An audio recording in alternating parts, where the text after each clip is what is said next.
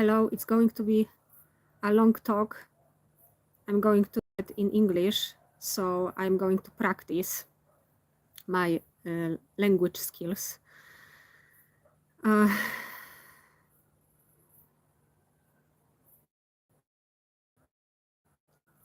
was thinking about it if even to come back to this story, because it's a very old story and I don't want to give too much importance to shit that happened so long ago. And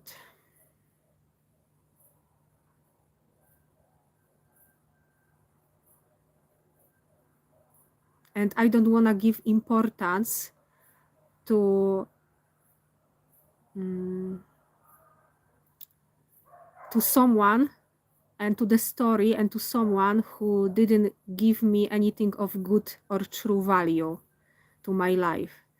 And I was thinking if to say about those things or to not say about those things, to just stay quiet, to ignore this story. And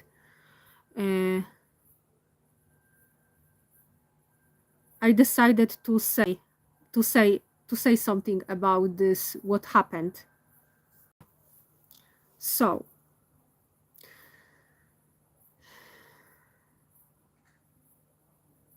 there was this guy at school, and there were other guys at school, and those other guys were very, in my self-perception, in my judgment, those other guys were immature, were childish.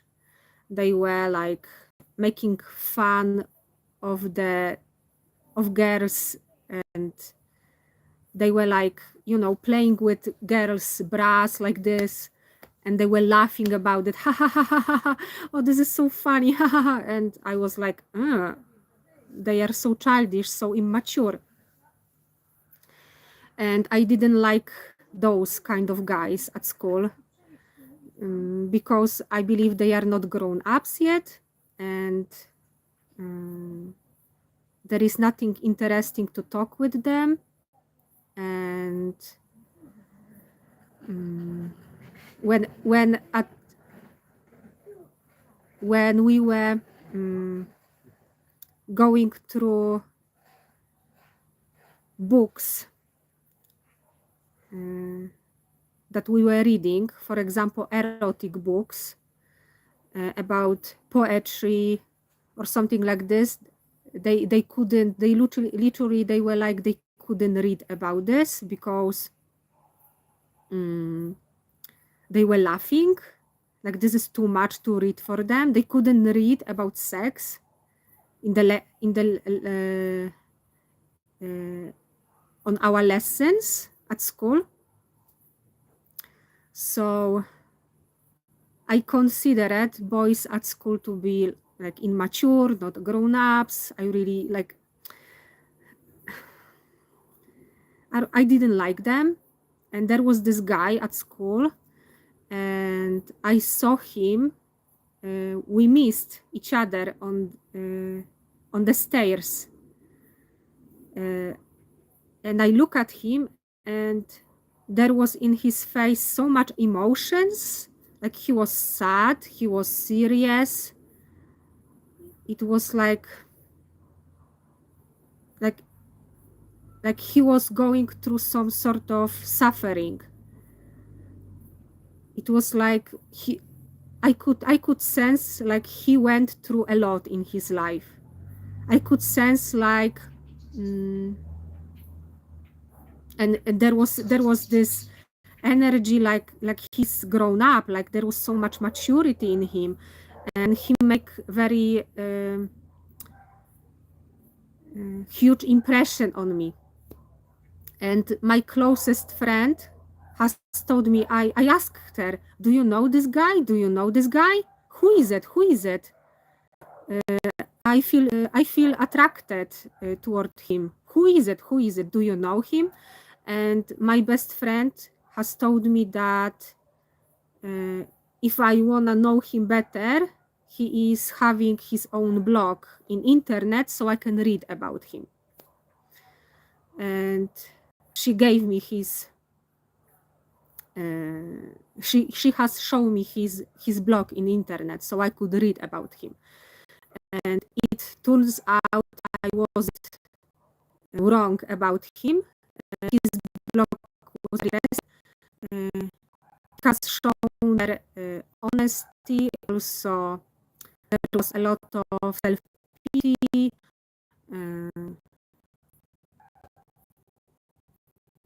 Him,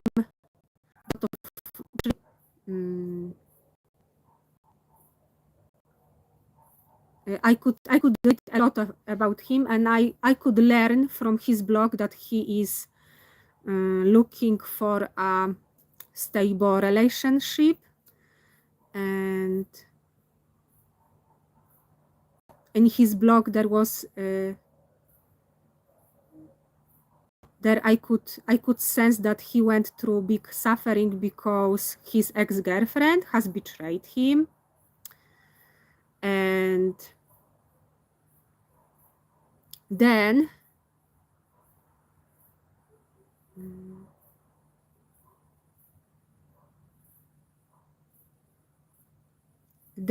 I went to the town with my girlfriends, and we went for a beer after school. And suddenly, I don't know how this happened, we have found ourselves in the table, and I have found myself to be sitting in the same table next to this guy I've been so interested about. And I got myself drunk. And suddenly, out of nowhere, I started to talk to him. Listen, I like you so much. I've been reading your blog. I saw you at school, and I like you so much. I think you are very interesting. How surprised we have met here. This is like how this happened, even something like this. And I openly went like this toward him. And he was like shocked, and he didn't know what to say. And he was like looking at me like I was from a different, I don't know, dimension or something like this. And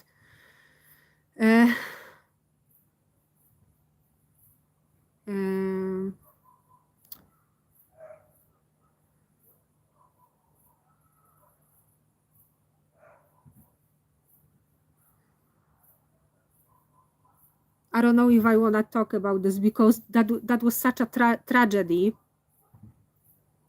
later. And I don't want this sound like something good happened to me, because there was really nothing good. I suffered so much because of this story. And I don't know, because it, okay, but let's go. And after this meeting in this pub in the town, I remember my shoe has got broken, and I was left bare feet. And we were really drunk. We were all very drunk. But anyway, we made the decision, because we didn't have much money. We have made the decision that we are going to buy ourselves more beers somewhere else, and we will go find some place somewhere, and we will drink over there. And I remember I was barefoot, and I asked my friend if she's going to give me her shoes, because I was ashamed that I was left without shoes. And she said, "Oh, you are making such a big problem. Of course, get my shoes." And she has found another guy, and she has told him to carry her around on her backs, on his backs, on his back. And I took her shoes, and she went to this place on this other guy back. And I remember for all of the way back home, me and this guy were kissing all the time. And even though the story will be very abusive, to be totally honest, I must say that the kissing was very good. And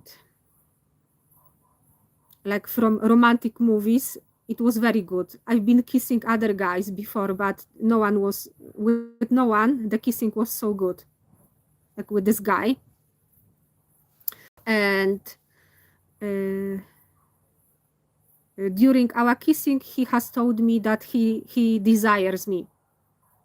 I look at him with surprise. I guess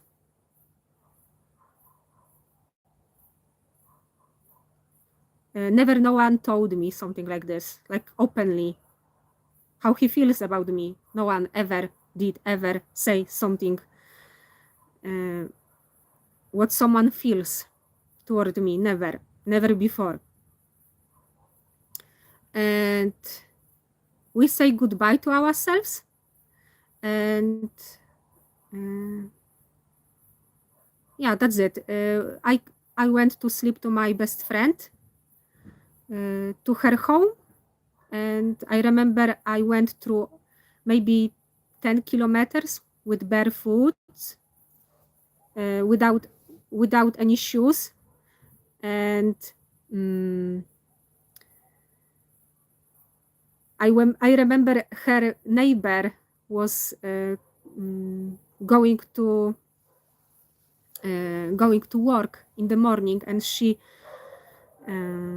went past me, and and I said, "Oh, good morning, good morning," and I was trying to clean my foot before I came into her apartment, because we were trying to be very quiet, so I couldn't go to the bathroom, because she forbid me to go to the bathroom, because we had to be very, very quiet to not awake her mother. Her mother was a witch, really a witch, screaming witch. If she has found we were out all night,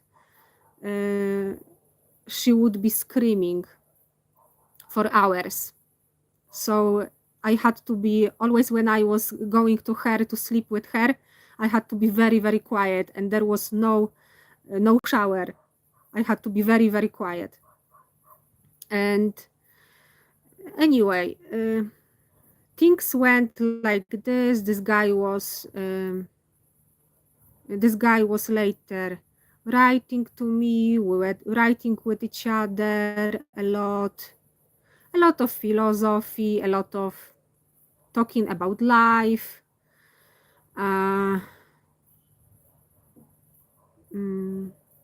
Later he invited me for a huge party. There was a huge party. Oh my God, this is such a long story. I don't know if I want to talk about this. It happened so long ago. It's so hard.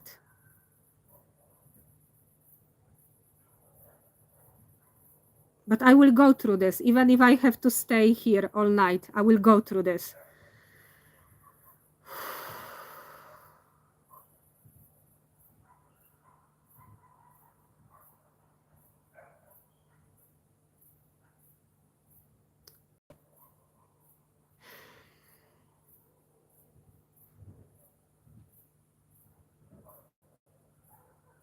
I guess I was childish at the time.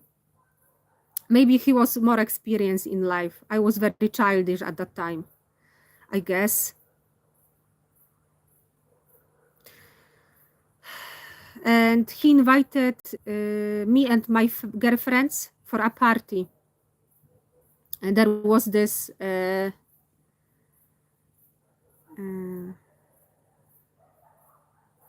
free home, and there was a huge party, that was about to last for a few days, this party.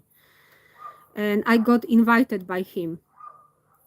I'm still talking about this guy I was so attracted about from school. And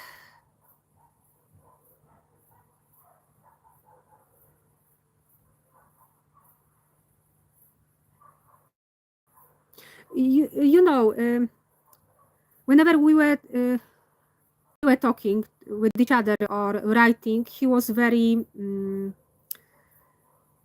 very kind with me. He was very humble and interesting. Mm,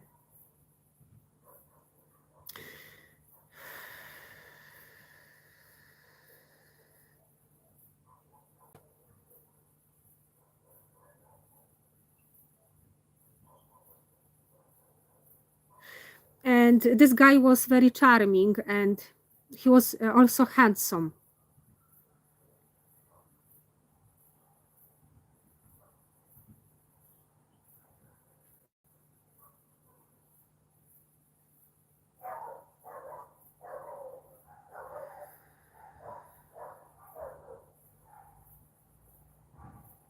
He was having those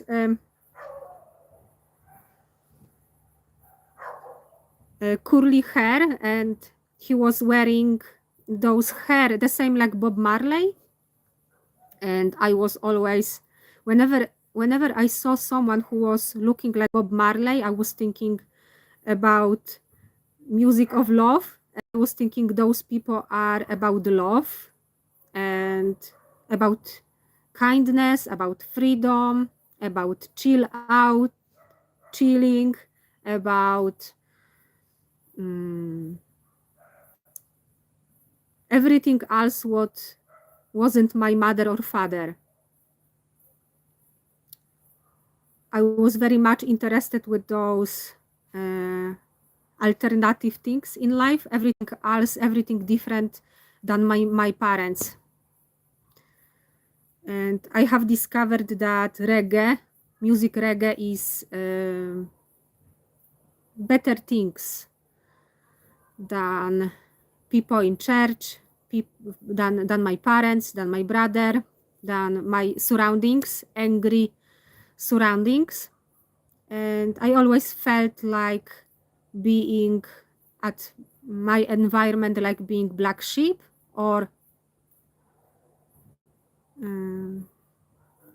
I felt like left over, like someone who is anyway about to be wasted.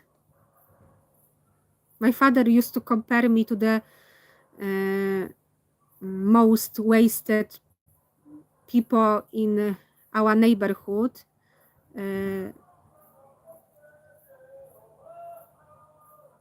My father used to compare me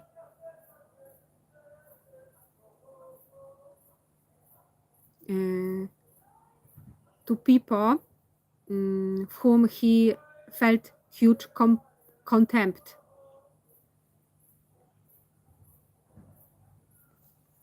So I felt like I'm fitting in, although he believed about me like I'm some sort of good girl, or I am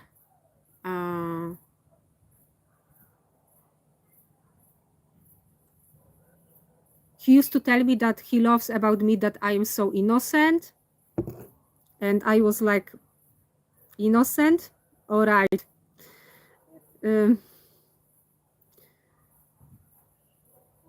I believed about myself like I'm naughty,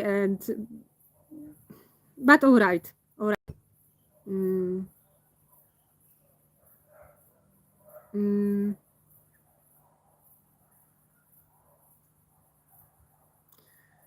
and but anyway, I knew the darkness that was inside of me. So anyway, in his opinion, I was innocent, or I don't know, I was good girl. And this party has happened, this party in this house. and there was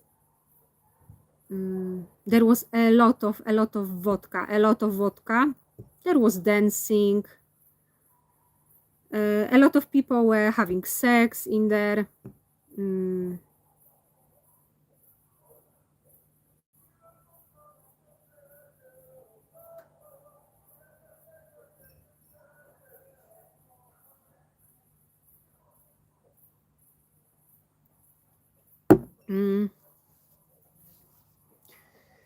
And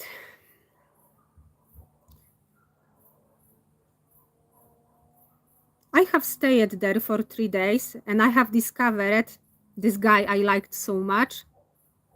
There was a lot of rooms in this house. There was this party. And I have discovered this anyway. It's like talking about the dream. It's really a dream. It's like talking about the dream. Why it's so difficult to talk about the dream that had happened in the past? It's really like a dream.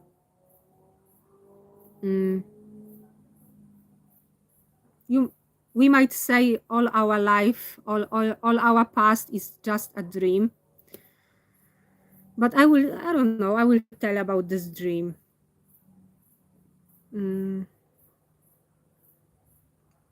And I have discovered that this man I liked so much, and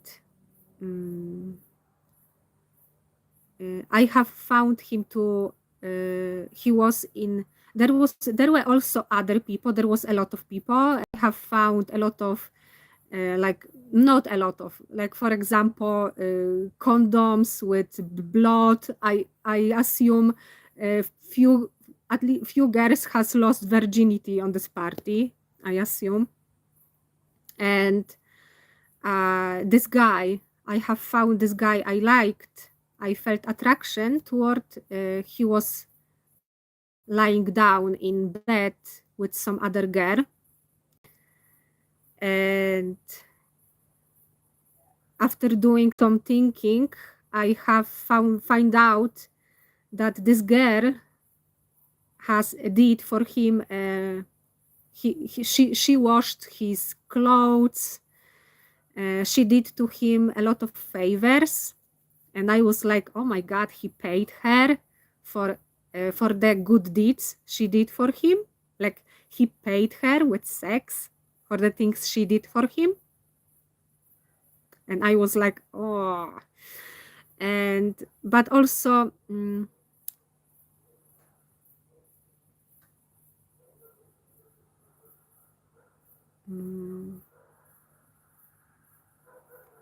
I was a little bit shocked, because I has found that I don't know, he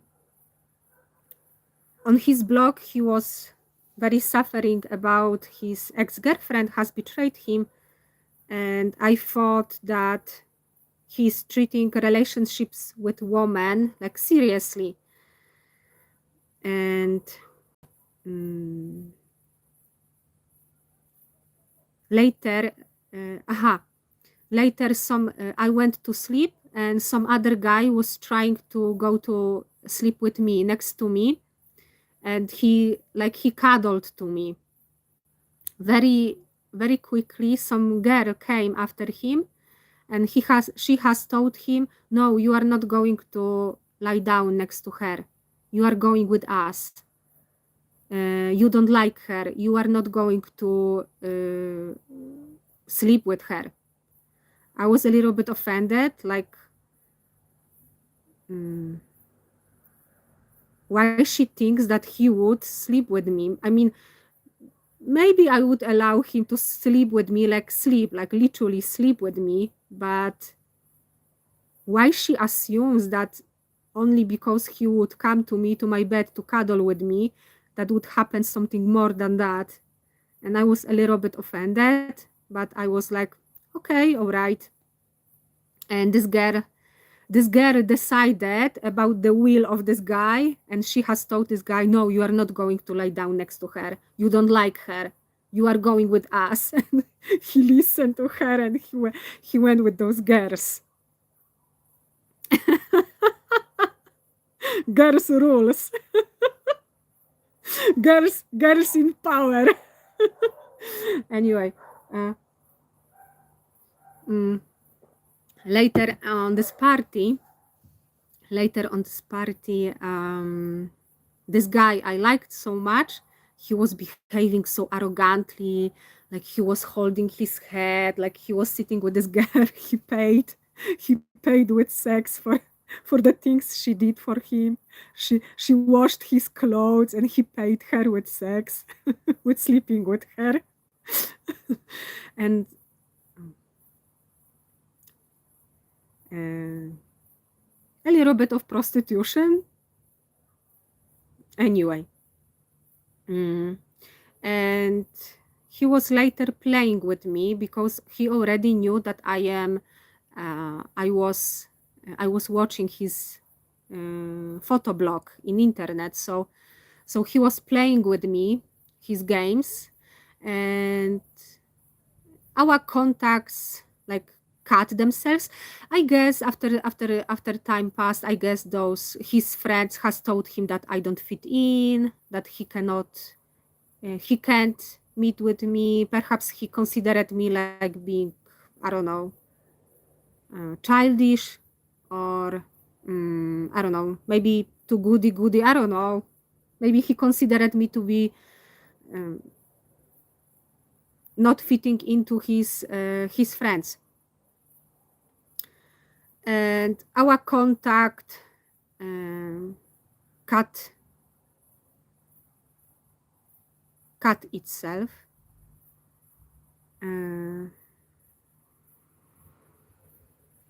Nothing really happened between us on this party. We didn't even kiss. To be honest, I a little bit hoped we kissed again, because the first kissing was really, really good. I must say I have a hope that maybe we will kiss again. But it ended up that he ended in bed with this other girl who did for him something, who bring value to his life, and this value was that she washed his clothes or something. Maybe she helped in the kitchen. They were preparing the party. It got them closer, I suppose.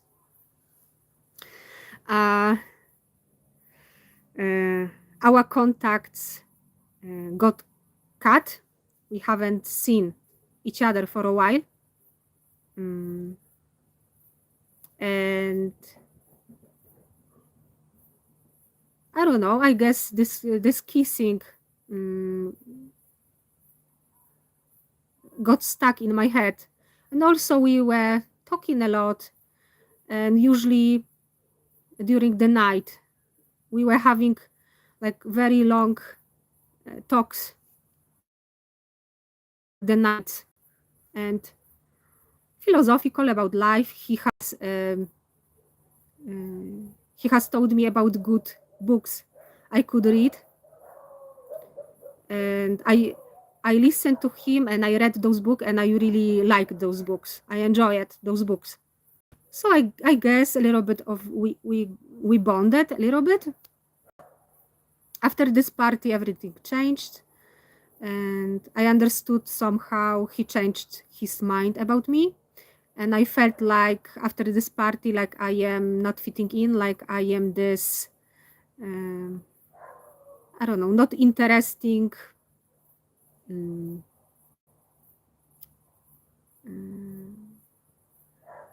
mouse. I don't know.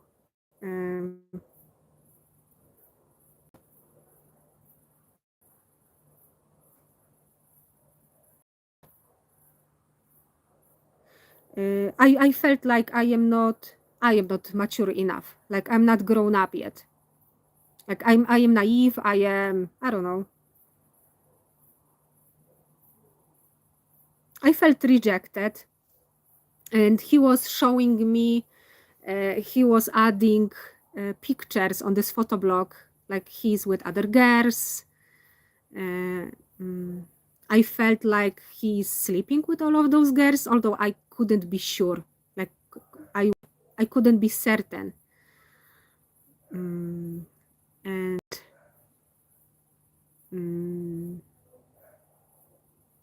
when I saw those pictures when he was with other girls and he was embracing them and he was very close with them, I felt stress, and also I felt very ashamed of myself. Like I believed like he could like someone like me, and he was accusing me. Like I believe myself to be something important or better, like someone who might deserve someone like him. Like and I felt deeply ashamed of myself. Like he believed of me like he believed about me like I believed about myself, like I'm something better because I didn't experience what he experienced, what wasn't true. But I felt ashamed of myself, believing like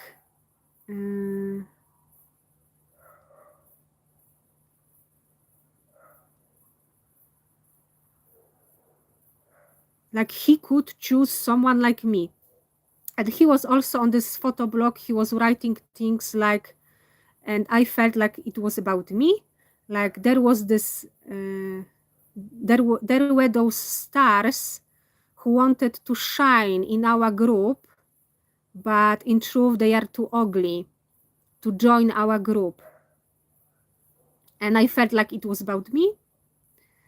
Like he believed like I'm too ugly for to be part of his group of his people.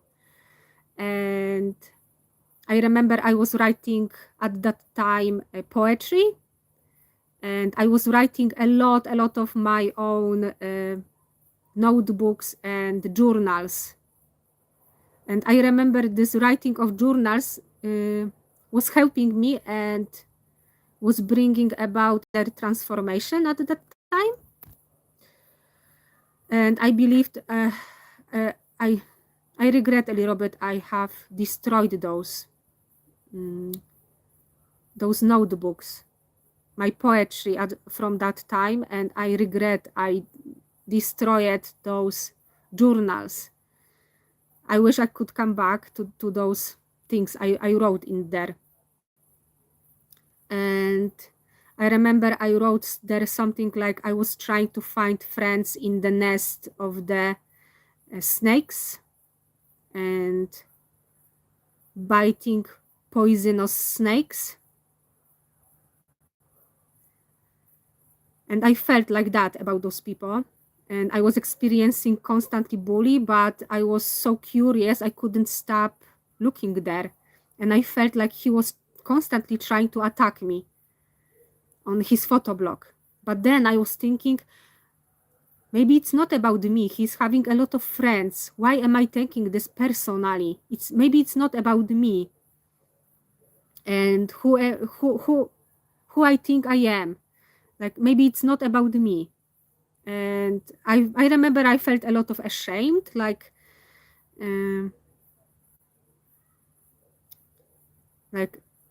I was giving to myself more importance that really I had. Although I remember my thoughts from there, and I couldn't believe that he didn't love me. And I couldn't believe this, like he didn't love me back. And I didn't know what I was lacking, why he didn't love me and back, why he didn't like me back. Because at the same time we were writing together and we were like friends, and he was telling me I like you very much.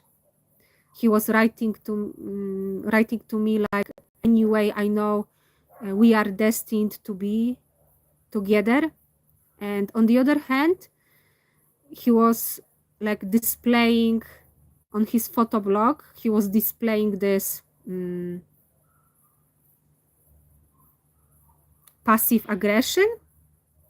And I remember I was experiencing all the time stress and shame about myself. He made me feel ashamed of myself, and I felt stressed because he was showing off with all of these women. And I know he was gossiping about me with his ex-girlfriend. I know they were laughing about me behind my back. Mm.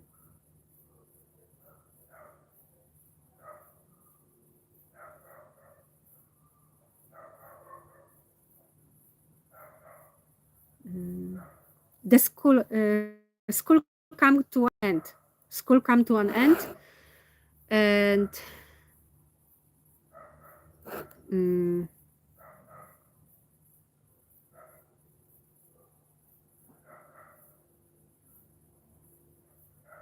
I was so unhappy in my very unhappy. I had very unhappy situation at home, and school come to an end. So simultaneously, somehow, my contacts with my best friends come to an end, and after I lost my friend, I went into very deep depression.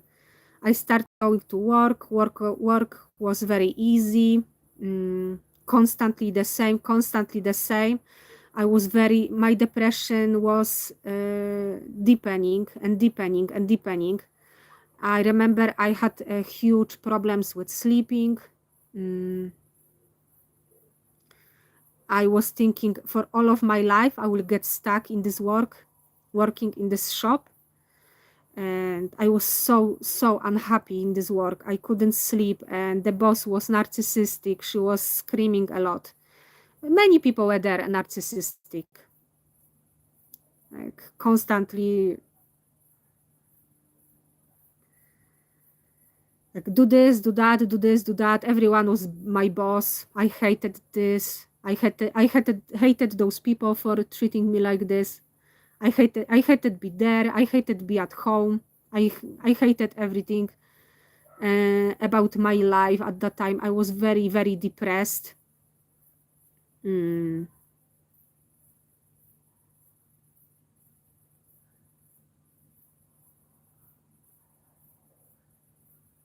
Mm. Sometimes my friend from school was inviting me to her, so I did. And I remember I started to miss a lot this guy from school. Toward whom I was so attracted. And I remember I was sitting there with my friend on her party, and mm,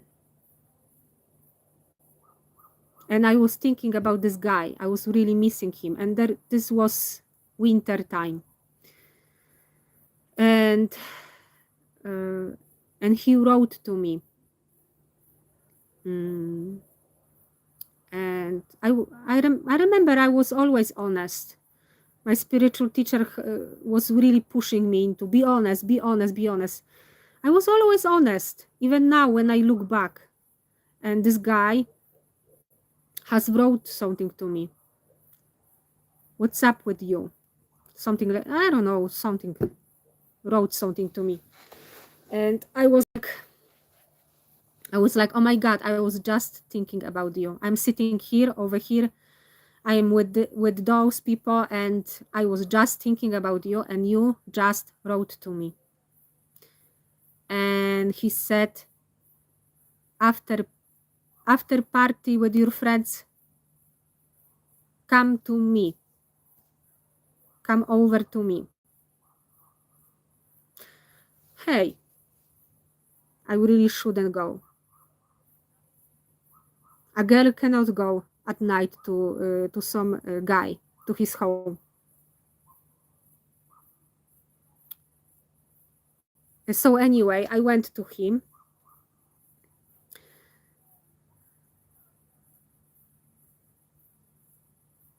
And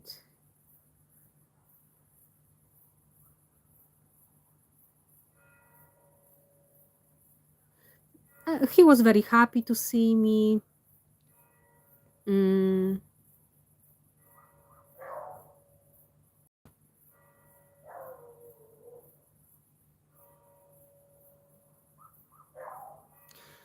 Mm.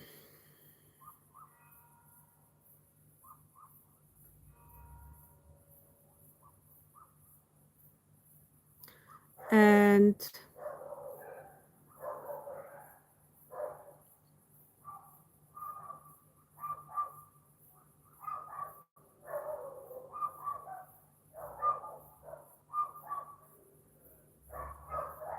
mm,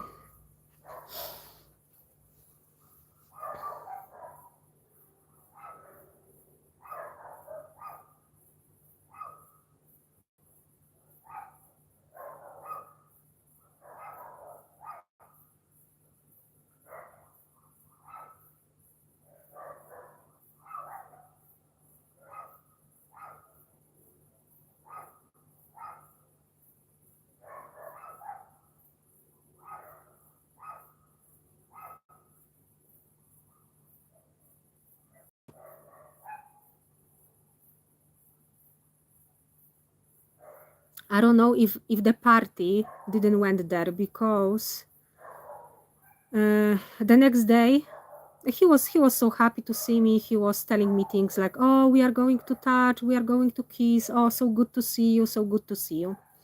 The next day I remember I had a great hangover, and he gave me some pill, and the next day he has told me this is magnesium. And I don't know, I trusted him, but he was like thinking too much about this, if to give this to me or to not give this to me. He was thinking about this too much. And when he left, I have found in his stuff the this pill, this medicine he has given to me. I has found there was a lot of other medicine, and his friend has told me that this medicine is his father's medicine for his mental illness. And I don't know why I trusted him that he gave me magnesium. And after he gave me this pill, this medicine, and we went to the garden, and I must say I have never had problems with my heart, never.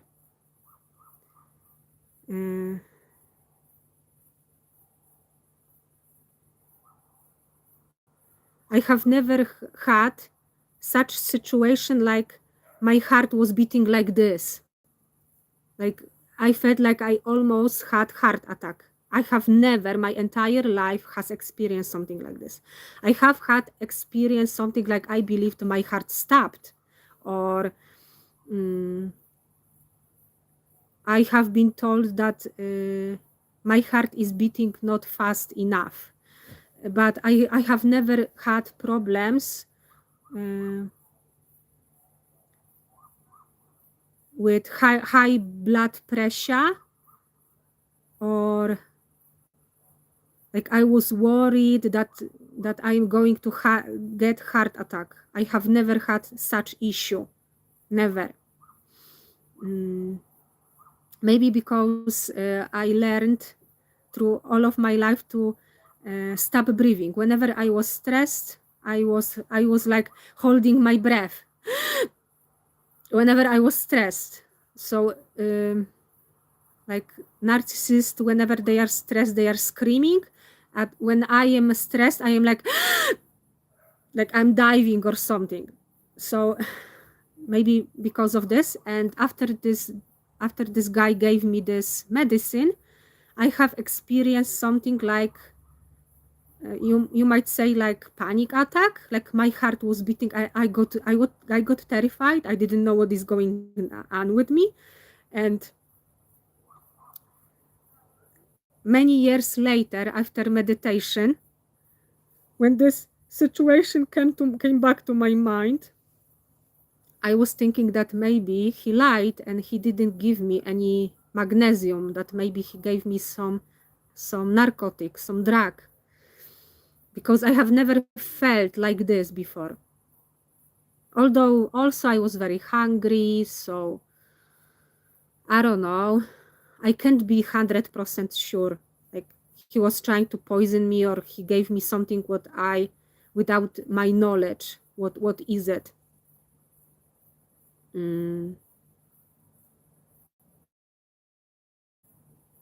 So maybe he was treating me experience, like I was experiment of his.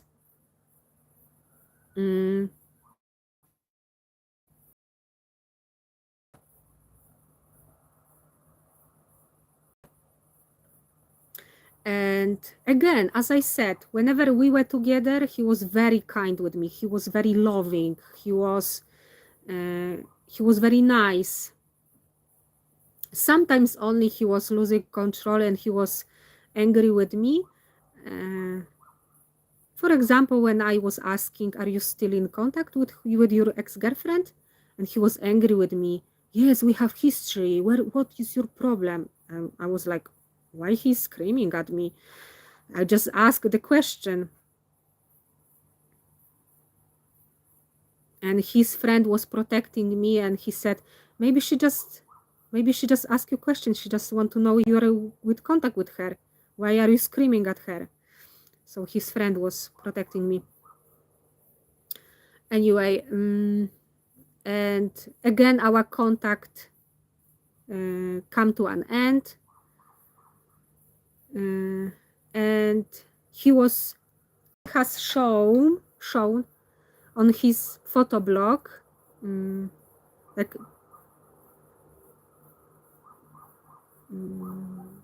picture of panties, and he has wrote in there, after you finished your job, don't forget to put your panties on. And I was like, to whom to the hell he's talking about? Why he wrote in this?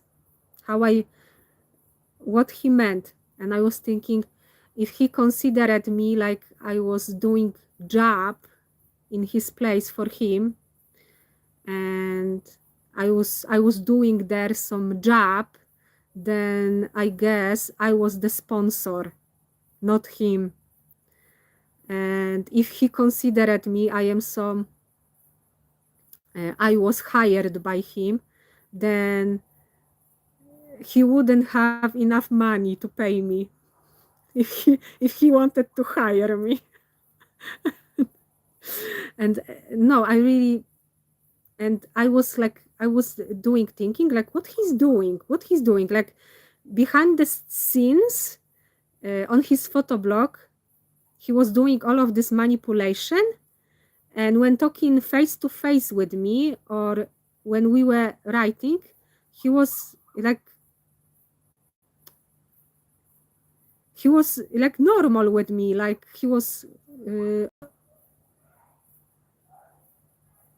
kind. And I don't know, when we were together, like everything was all right.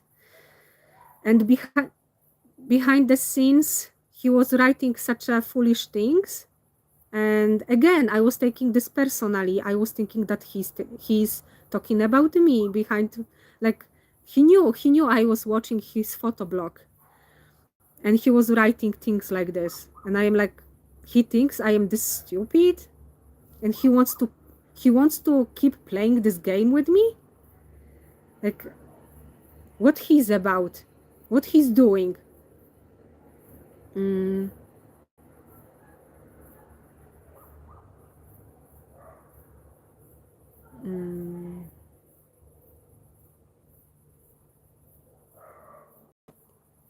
Anyway, after you finished your work, don't forget to put on your panties.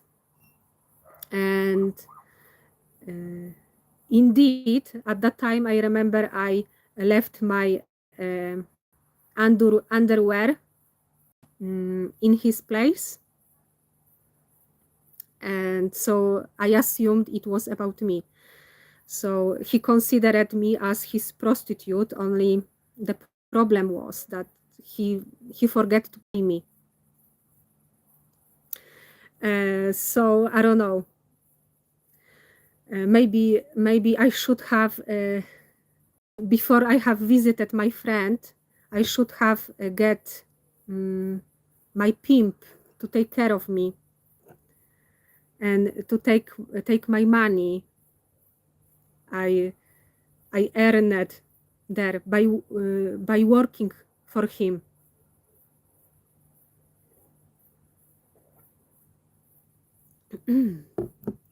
Anyway, he didn't value it. He didn't value my work. He didn't value it at all, my work.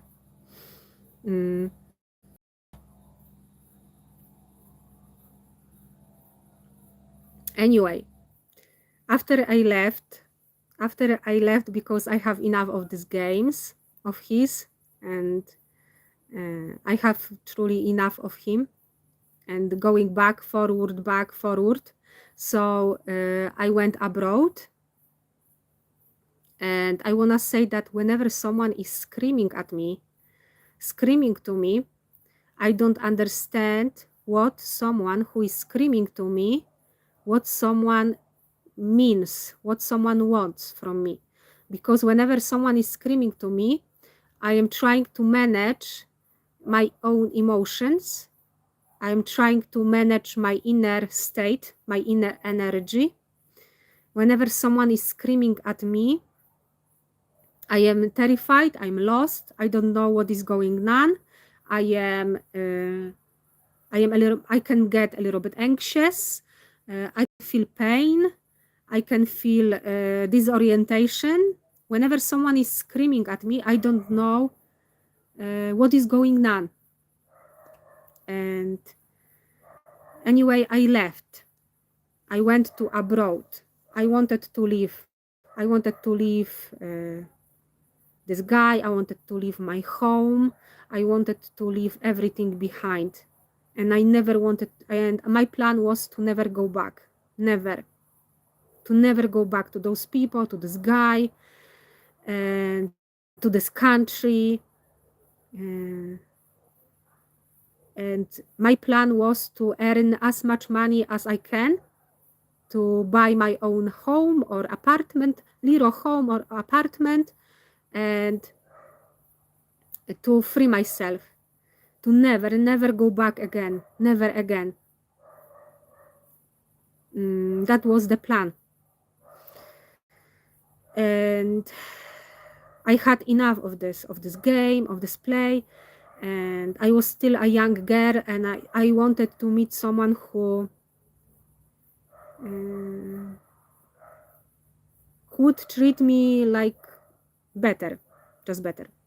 I had enough of this, of those games, of this silent treatment, playing with me, playing with my feelings, missing about someone who doesn't even want me, and who plays with me those stupid games. I didn't know what he means, why he said those things.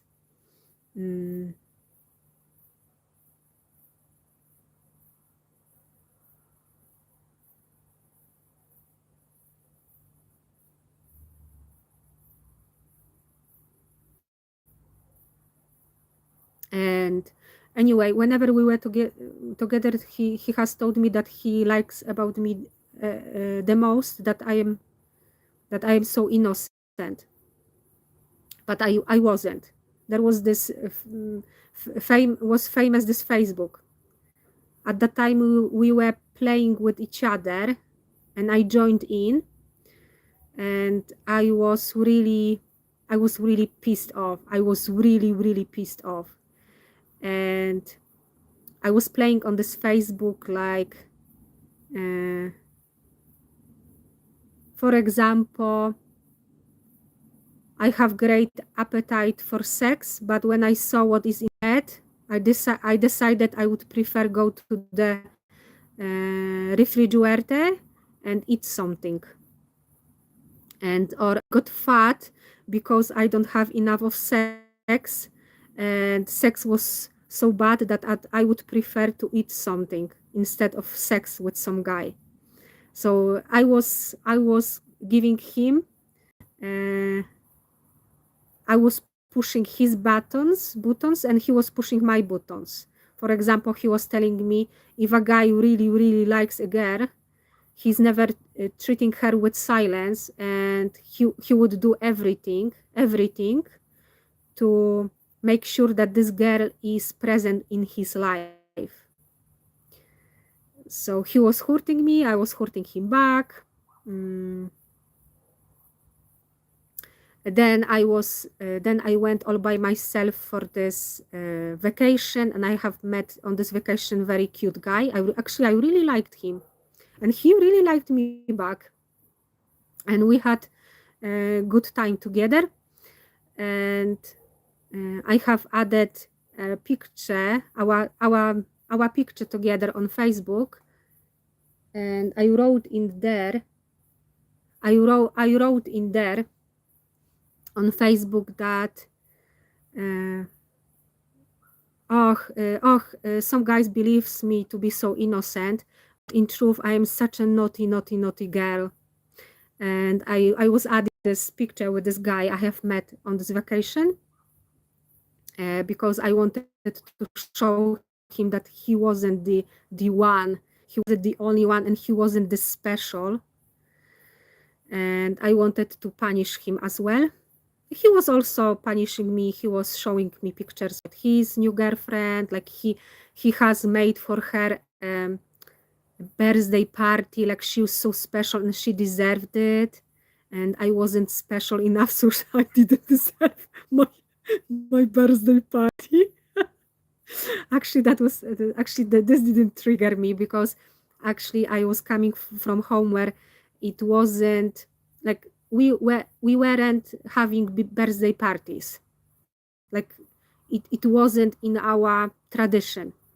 Like it meant nothing for me, for us to celebrate my birthday. It meant nothing to me, really. So it was actually funny. I was having a little bit of fun.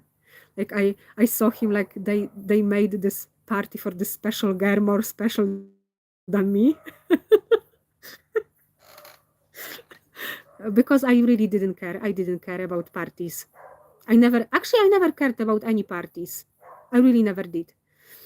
Mm.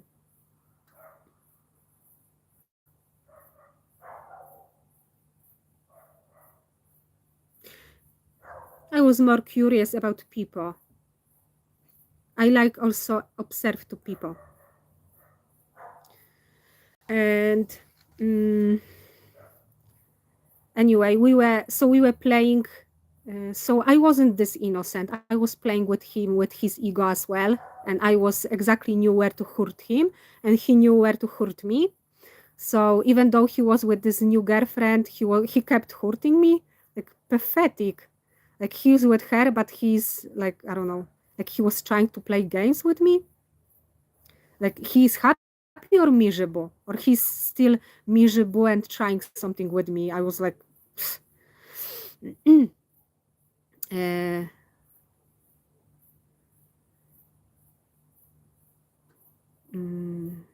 and there was this friend of mine, my girlfriend from childhood, and I remember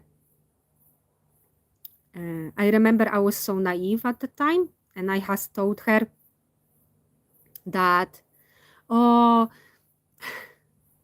I I will be back very soon and I will finish the story. I have to go, but in a minute I will be back. Sorry about this.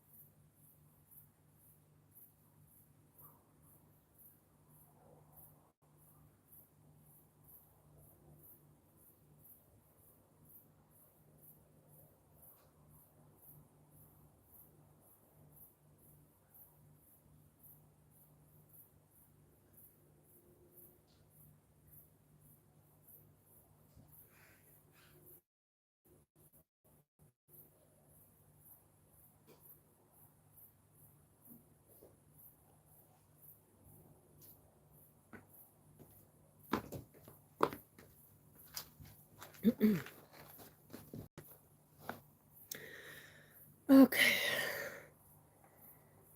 And my friend, she was married at that time, and she was unhappy in her marriage. And who is happy in their marriage? So rarely we can meet people who are happy in their marriage.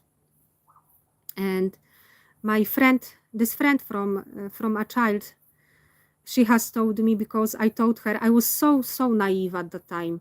I told her like, oh, he rejected me because he broke up with me because he doesn't want to hurt me. He can't look at my suffering because I suffer in this relationship. This is his act of compassion. He rejected me because he has told me I deserved someone better. And he believes me I am something better. He doesn't know that I'm a sinner. I don't know why he believes me to be someone good. I am not good. And he rejected me because he sees in me something what is not here. And he rejected me because he doesn't want to see me he's inflicting pain on me in me, and he can, and out of empathy he rejected me. And she gets so annoyed with me. And I love when people are straightforward, like truthful. I don't like when people are like, oh, like those lies, little lies, like being nice, like, yes, oh, he for sure loved much. Yes, you are right. I don't like things like this. I don't like when people tell me, oh, everything will be all right. You will meet someone else. Don't worry. I don't like talking like this, like everyone else. I really appreciate when someone is like honest with me. And she got, actually, she very often was like nice. And this time she got very annoyed, and she was very honest with me. And actually, I really appreciate this. And she has told me something very important. And she has told me, no, she said, no, listen to me. Guys are very, very selfish. And she said, listen to me. And she said,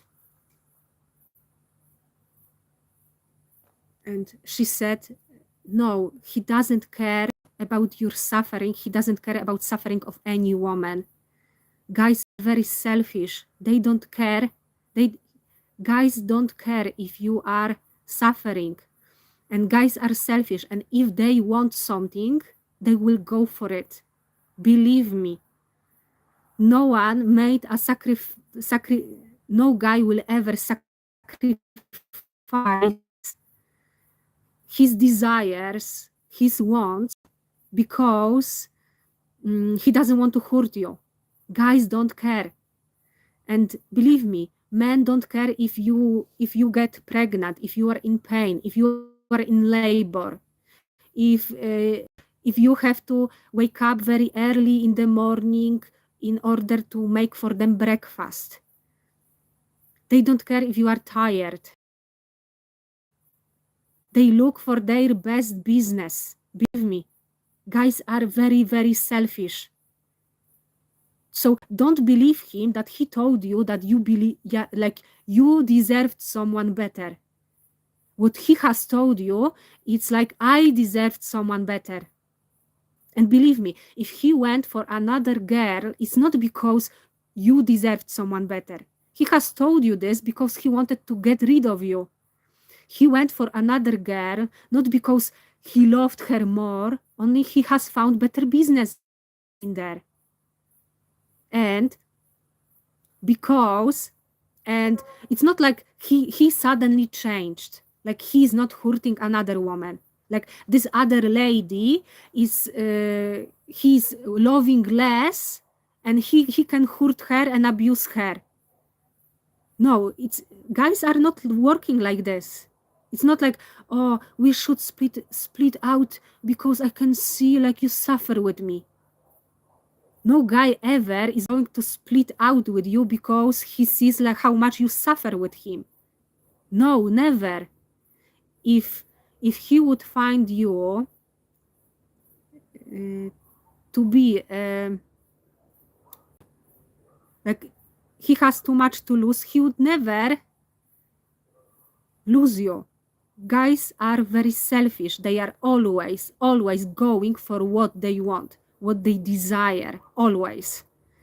And that was very good lesson of her. And really appreciate she was this honest with me, although I felt like she was speaking from her own experience and from her marriage. And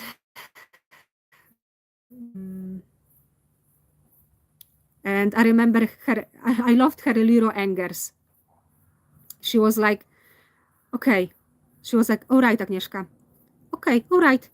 You and your, and she was so annoyed with me sometimes. And she was like, you and your philosophies, you and your idealism. Okay, fine. Go into relationship, find this partnership, this loving, mutually respecting each other. Go into a relationship with a guy, with a man. Go. Agnieszka, please go. She said to me, go into relationship and prove me and show me that there is love between a woman and a man. Show me. She was few years married, and she was very unhappy in this marriage. They were fighting a lot.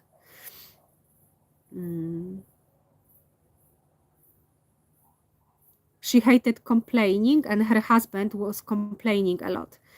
And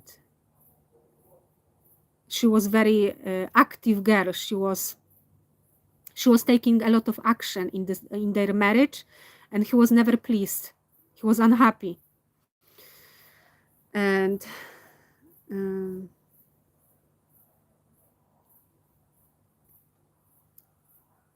I never forget, like when I went in other relationship, the very last relationship many years ago, by the way, and she was so laughing and she was so happy because I was also unhappy in this relationship, and she has told me that I am few months with him, and we already are in the place where she is with her husband, and she was so happy, she was so laughing at me, and she has told me, you see, and you has told me that there is love between man and woman, ha ha ha ha ha. And she was so happy that I was failing and we couldn't communicate in this relationship. But she was convincing me I should stay with this guy, but I couldn't. I couldn't. And then I have suffered great sense of guilt and responsibility because I broke up, and I couldn't stand this guy. The way he was treating me, the way he was talking to me, the way he ruined my self-confidence, the way I felt with him like I was something worse, the way I felt with him, I had so many complexes I have never had around my friends. Around my friends, I have no complexes, like whatever my looks, whatever. And with my ex-boyfriends, I felt so like low self-esteem, like really I didn't felt good with them. And only when I was breaking up, then suddenly, oh, I lost such a good ass. But not even like like nice compliment, like good ass. What is it?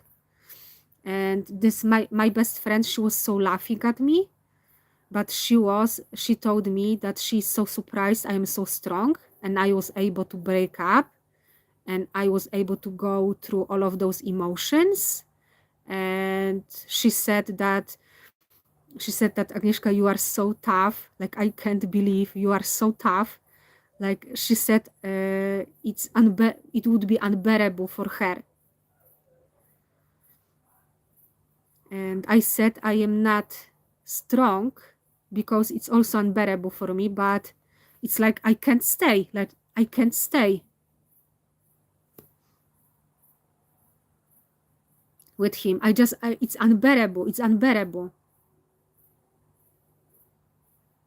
Besides, I can't sleep with someone who is thinking of me so low and who is constantly criticizing me. Like, I can't. Like, I can't. I just can't.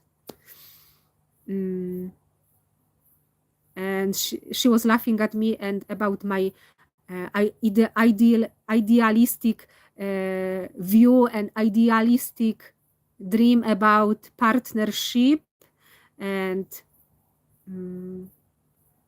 this is possible, like woman and a man can get along. Like, I was always, how difficult is it? Like, we talk with other people, how difficult it can be to be in a relationship, how difficult it can be. And she said, okay, all right, then go into relationship with a man, go into intimate relationship with a man, and please be honest with me and tell me this is possible. Please go, just go and tell me there is love between woman and man. And them, and I don't know, maybe she's enlightened, maybe she's just right. And to be honest, I don't even like enlightened people I have met and I have followed. To be honest, I don't even like them. And because they were calling me stupid, I hate being called stupid. Because they were in intimate relationships, they were in marriages, and I couldn't go. And when I wanted to go find a man, they were calling me stupid, and I hated being called stupid, because I've been called a lot about my parents, from my parents, being stupid, and I don't know, I hated being called stupid. And spiritual teachers, enlightened people also were calling me stupid, and they were justifying themselves like, oh, being called stupid, it means unconscious, and she's so offended about being called stupid. And to be honest, I literally hate being called stupid. Like,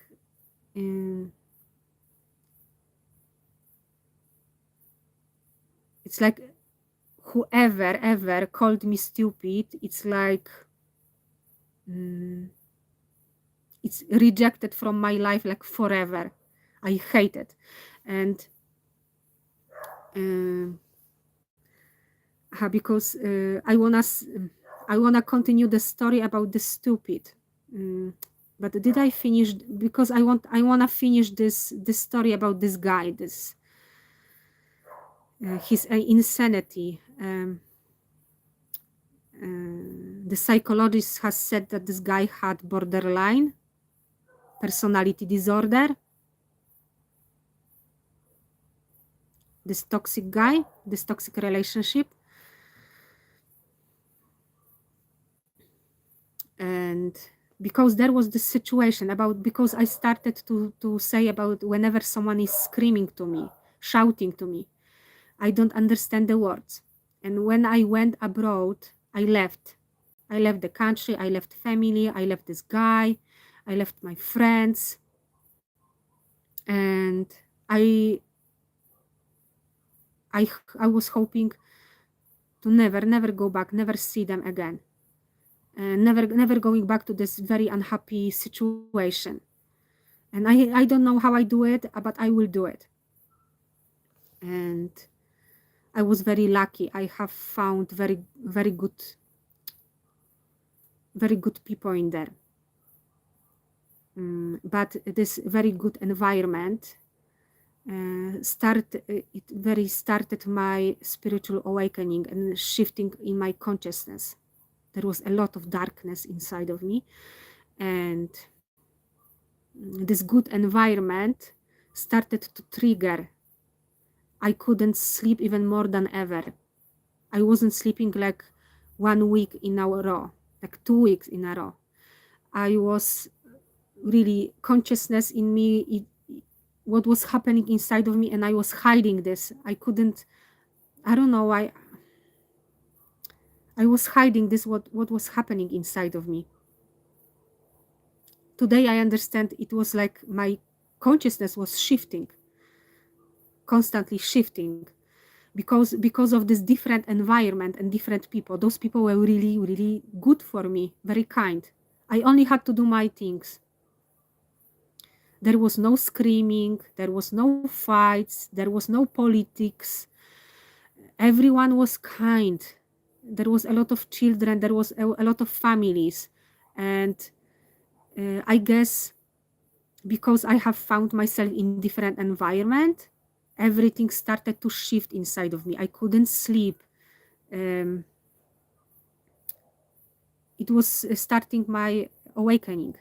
But before because before my first awakening had happened, after this guy has broken up with me for the first time, and I have experienced, I kneel down in front of picture with Jesus Christ, and I have prayed about God healed him from depression, or his father. And because I believed this is going to help, I don't know,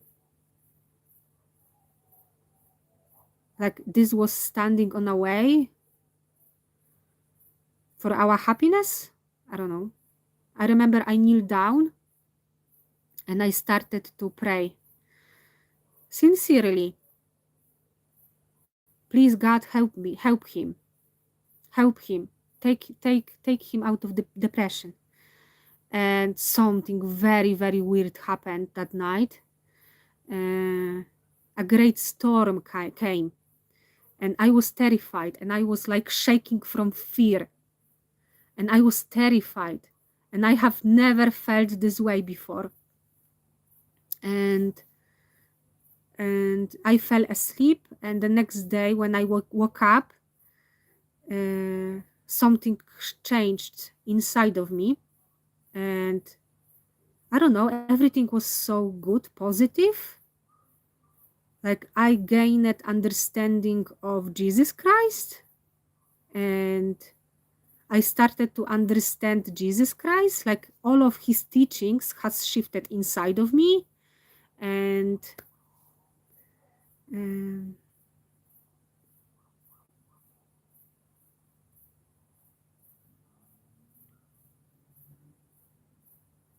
I come to understand what is fear, what is emotions. Like no one ever has talked about emotions in our home environment, and then everything shifted inside of my mind, and I gained so much knowledge, and everything, all the world around me shifted. Beside my environment and people, my parents went even worse. They were so complaining. They went even worse, really. And I became so positive, and something shifted inside of me.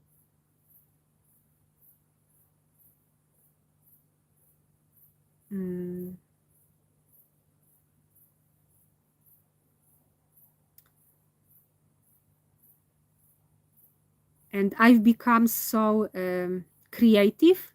I remember I started to yes, I've become more creative. And then when he saw the change that had happened inside of me,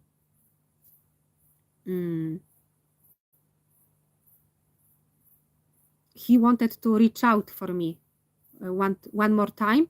And so I believed that this shift and first awakening had happened to me because of him, because of this prayer. And I started to believe that he had happened to me because of God's will, and he is really destined to me. And I started to believe that he is the one, and if not him, this change, this awakening wouldn't happen to me. But unfortunately, when we were starting meeting again, he was having a lot of doubts about me. He has told me I deserved someone better. He rejected me again. And after this, I went abroad, and over there again, something was happening inside of my consciousness. Maybe this was this environment, I don't know. But I believed really this environment was very good, very different from this previous environment. And really, in my opinion, like Polish people, they are like, in Poland, like narcissism, it's like everywhere. Like, in my opinion, when I went abroad to the England, among those people I've been, those people were so nice, so kind. Not all of them, obviously. So I don't know how this happened. Many people say that English people are being kind, but this is, they pretend. I don't care if someone pretends, as long as it doesn't hurt, it's all right. Anyway, I continue to struggle with stress. I felt a huge sense of responsibility. I was very stressed, but I was more everything. I was hiding inside.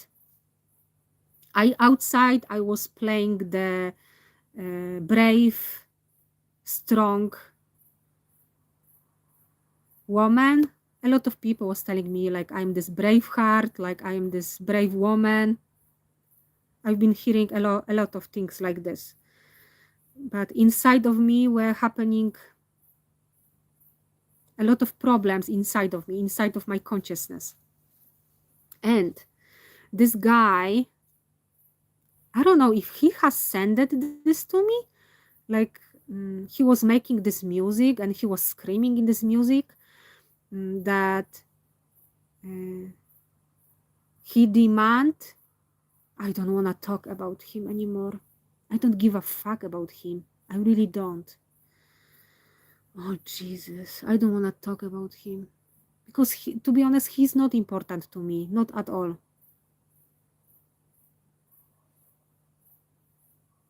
But this was such a hard time. I want to talk about this.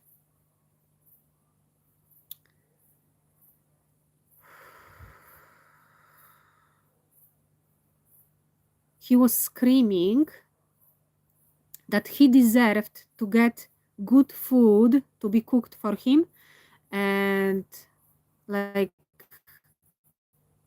nice coat, nice clothes. And he was screaming.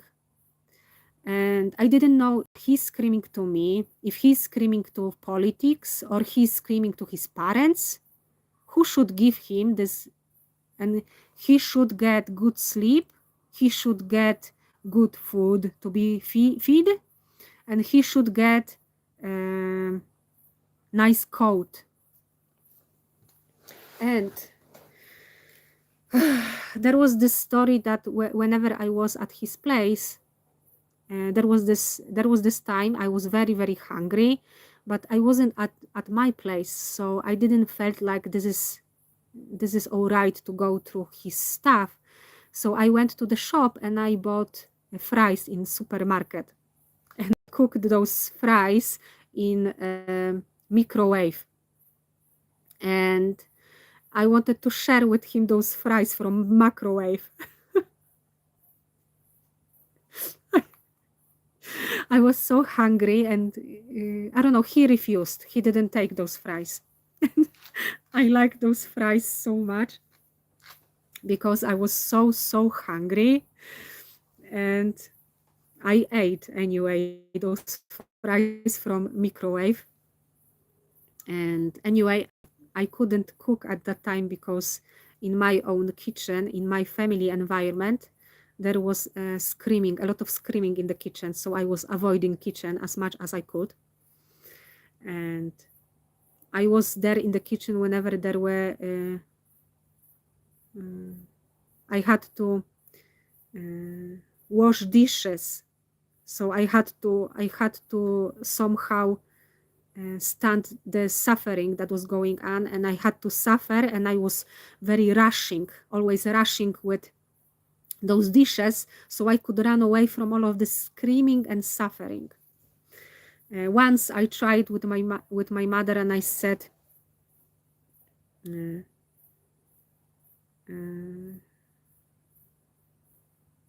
are such a screamer, already screamer, something like this. And she stopped for a while, but not for too long. Like I said, oh, you are all the time only screaming and screaming. Ugh. And I was always afraid to say like this because I was afraid that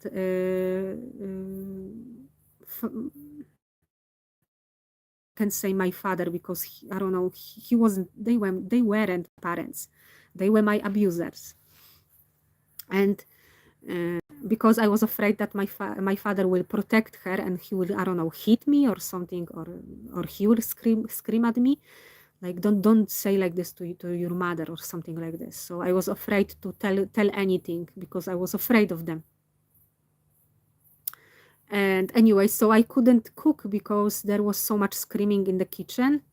So I was avoiding kitchen as much as I could, even though I was punished by my father that I am worthless because I can't cook. I don't know why I couldn't say I can't cook, because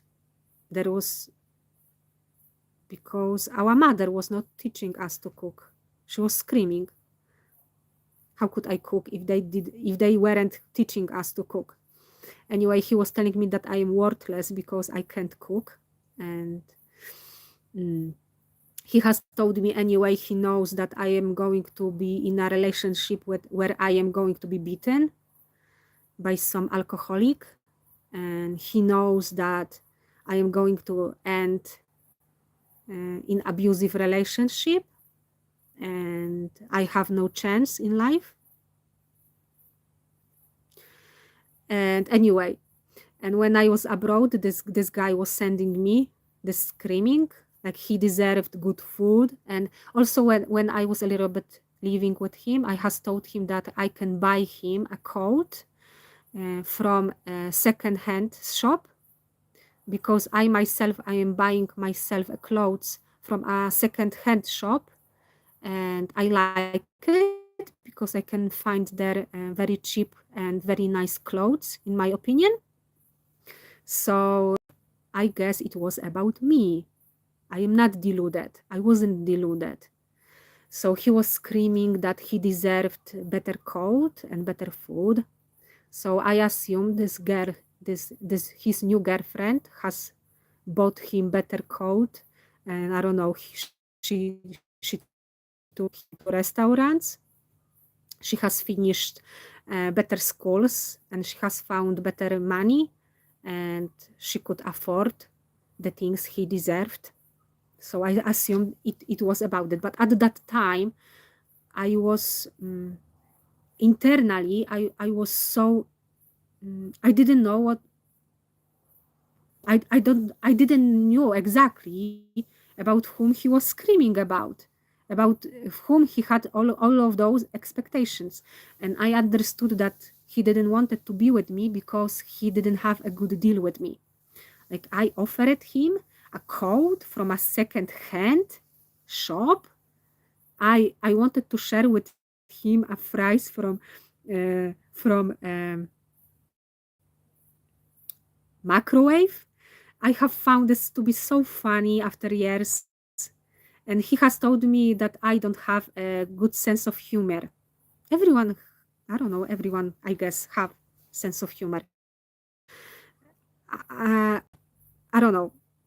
I have found this to be so funny that a girl made a food fries in the microwave. I have found it to be so funny, and I hurt his ego. I hurt by this. I hurt his ego so much that he was raging. He was raging in his hip hop music. He was trying to be, hip hop star, but he couldn't succeed because no one who has such ego cannot succeed in life. No chance. No chance. He could not succeed in life. Anyway, uh, and he was rage, full of rage. After years, I have found it to be so funny, and I was laughing at myself. Anyway, and he was full of rage. And when, as I said before, whenever someone is screaming at me, I am like, I don't know. I start to shake. I don't know why someone is screaming at me. What is going on? Why someone is screaming at me? I don't understand. When someone is not communicating with me, like in a normal human language, I don't know what someone is wanting from me. When someone is screaming, I don't hear anything because I feel and I hear only scream. I don't know what someone is wanting from me. Besides, I don't know if he wanted this from me or he was screaming at politics, if he was screaming at his parents, that parents didn't give him what he deserved. I don't know. I don't know. So, and I was terrified and I was so scared and I felt so alone in life. Like I have no support. I wasn't the kind of girl who has a support of a big group of people.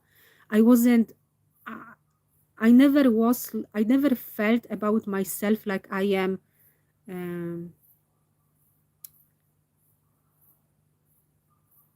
like I was more introvert than extrovert. I have never had like support of big group of people. I had like few friends and that's it, usually. And we never even had too much time for each other because, life, work, you must rest. And some people, children, marriage, they have their own problems. So even if I had friends, so we were meeting so rarely. So I felt more like being alone in life without support. Because you know how it is like about narcissistic people. Whenever you have failed about something, they even if they help you, it's after so much humiliation and so much anger how you could fail.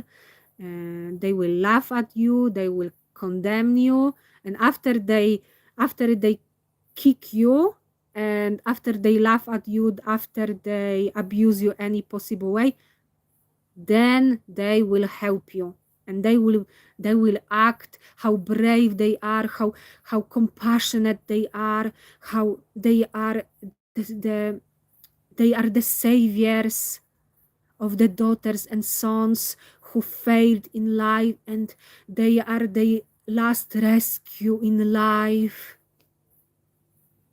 Like how amazing parents they are.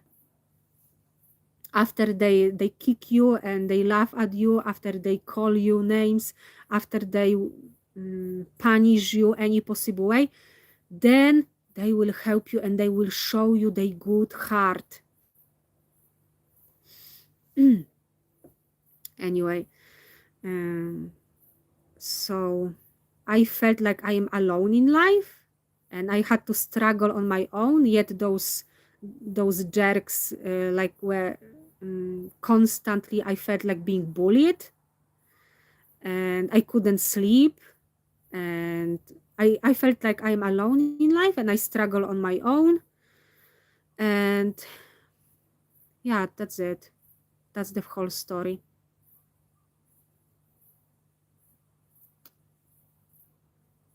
that was the wasted life about really nothing of importance really.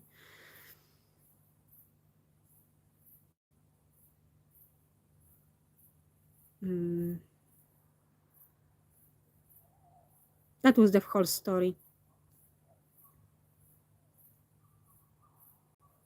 About the stupidness. I hated. My father always, I hated when my father was calling me being stupid, and he called me often like this. My mother too. And there was this girl at school. And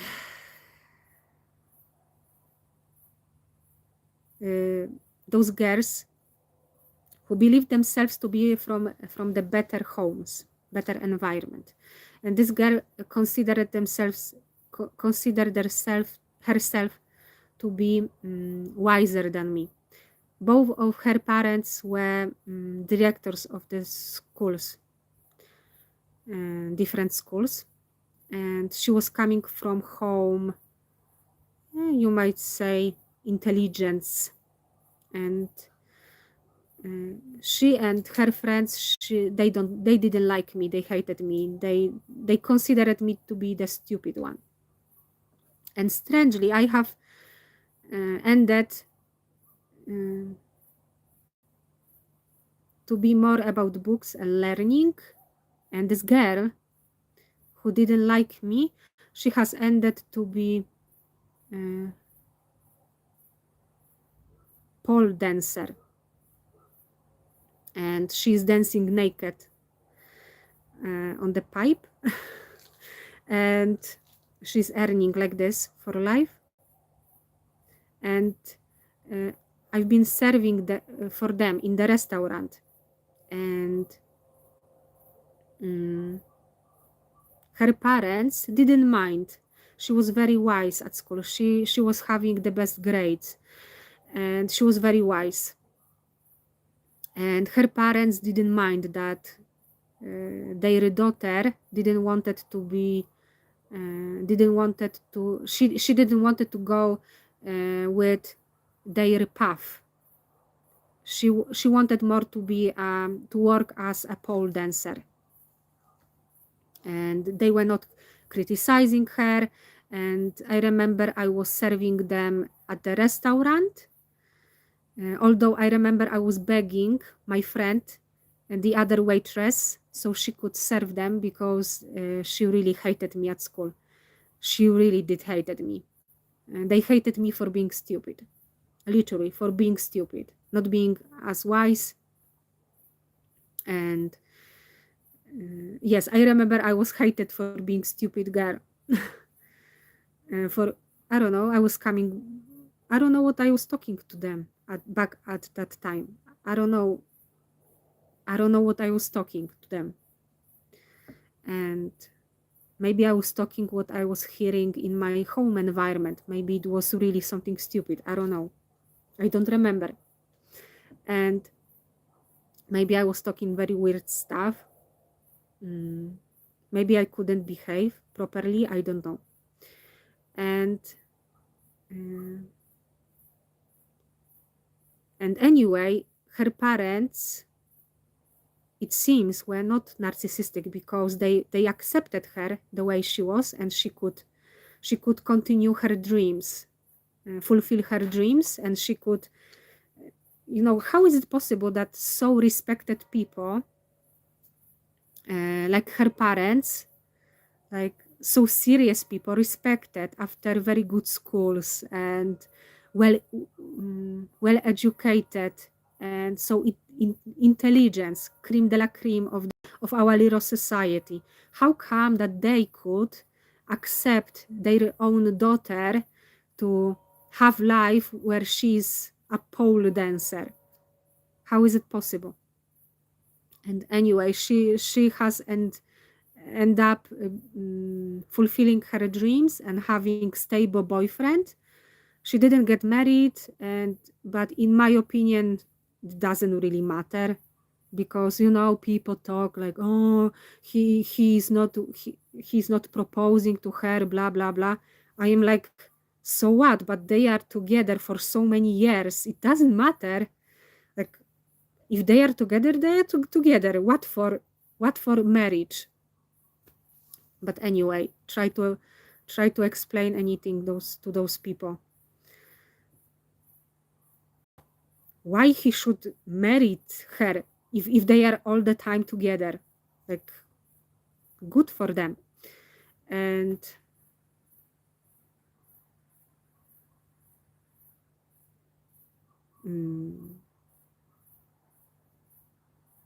and I don't know, I feel unfairness about this because I end up to going into spirituality where I was scrutinized. I was so judged.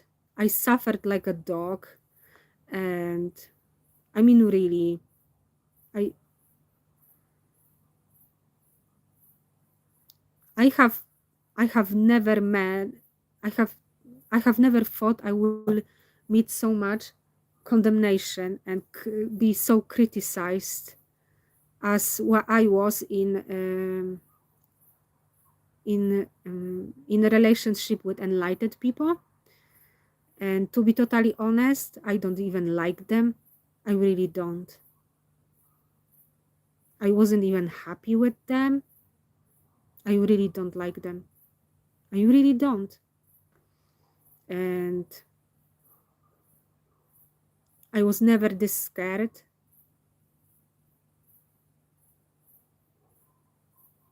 They claim themselves to be gods. They claim themselves to be prophets of our times. They were scaring me that the things they said that are going to happen to me, and they were telling such a crazy things. I was going crazy with them. I was going insane in self-protection. I was afraid that if they are prophets of our times, that those crazy things they were talking about are going to happen to me. I was terrified. I don't know. I believe that because of my choice of following them, like I ruined my life.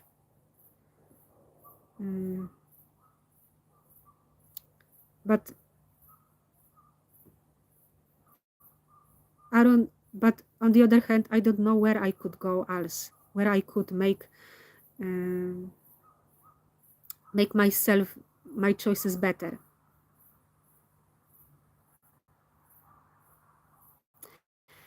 And this girl from this school, who hated me for being stupid, I saw her once. That there was this priest in our school, and his surname was Hunger, literally Hunger. And he was a little bit fat, this priest. And this girl, on our break, she was having juice, and she was having a mandarin, a fruit, mandarin. And this priest has forced her to put into her mouth all of this mandarin, and he was holding her mouth like this, and he was telling her, eat this, eat this whole of this, all of this, eat this. And he was forcing her, and he was holding her like this. And when she swallowed this mandarin, he put this juice inside of her mouth, and he has told her, drink this,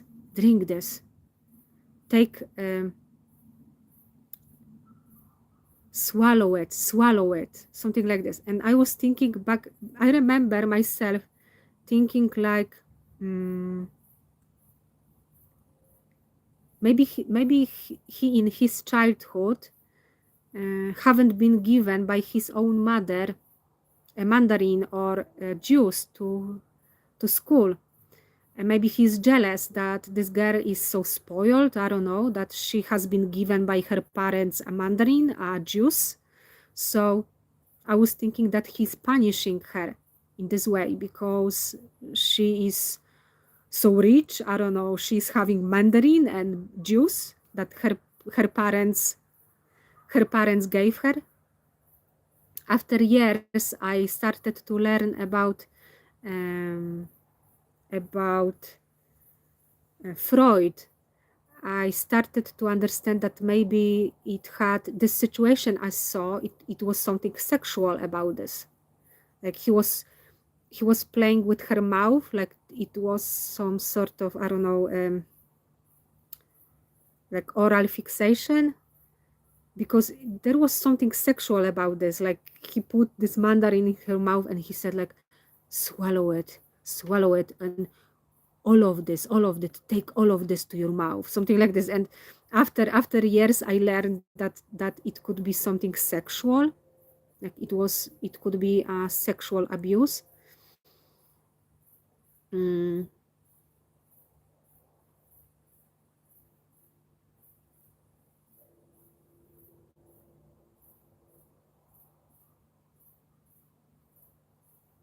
There was a lot. This guy teaching us an exercise. He has told one girl that she must, a girl, and he was very fat, and he demanded her that she must carry him around on her back. That was crazy what I saw. The other guy has told the other boy he must kiss me. Yes, he must kiss me. And I remember I was running away from him, and he was chasing me, and he forced kiss on me. Yeah, a lot of teachers at school, they were immature, like they were stupid like this. But anyway, I have been called being stupid. But anyway, I honestly hated anyone ever who has called me stupid. It's like rejected from my life like forever.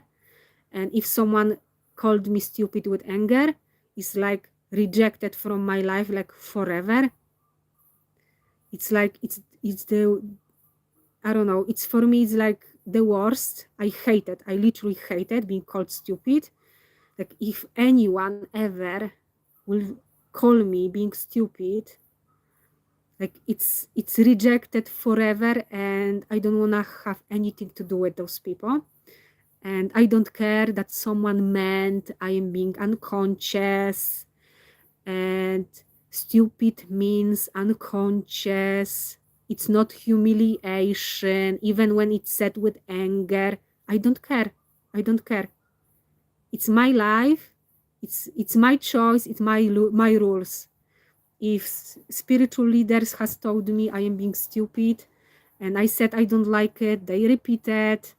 I said I don't like it, they repeated.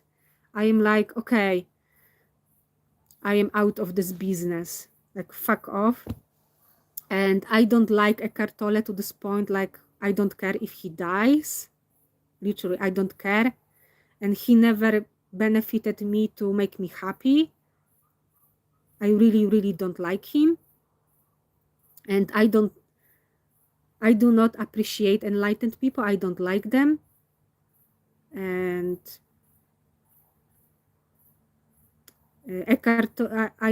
I don't like Eckhart Tolle because he was laughing and he was happy whenever a narcissist was screaming at me and was causing in me pain.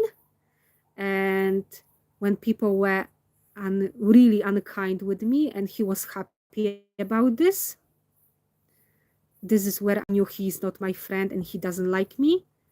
And don't worry, I don't like him too. And I don't want to see him never again. I don't like him. I don't care he's enlightened. I don't care if he's spiritually admitted, amazing guy. In my eyes, he is not. And I do not appreciate him. And there is much more other people whom I can more appreciate than him. And for sure, I do not appreciate him.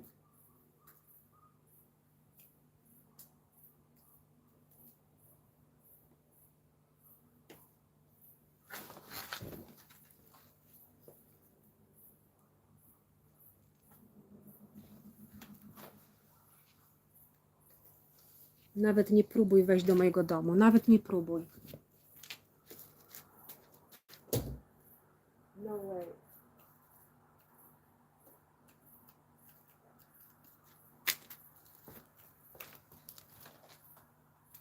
Nawet nie próbuj, o ty skurczybyku.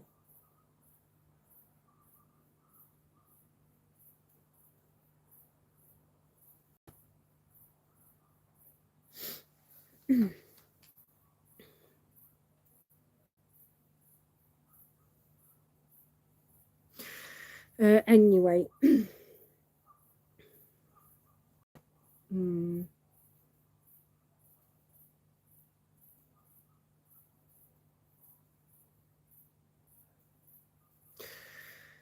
Where I finished. Aha, okay. About this being called stupid is the worst. Is the worst what can be. I really hate being called stupid. And in self-defense, me too. I don't like them, and I am more than fine to never see or hear from them. And I don't consider them only because they are enlightened. They are lovable. They are not lovable because they are enlightened.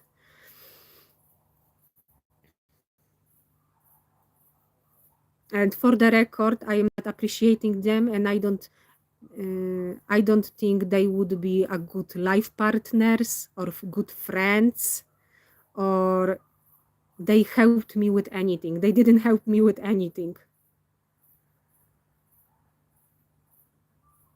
They were happy that I was going through the hell, and they were happy that whenever I was abused by the narcissist, they were more than happy about this. It's clear information to me how they felt about me. You fucker, fuck off from here, fuck off.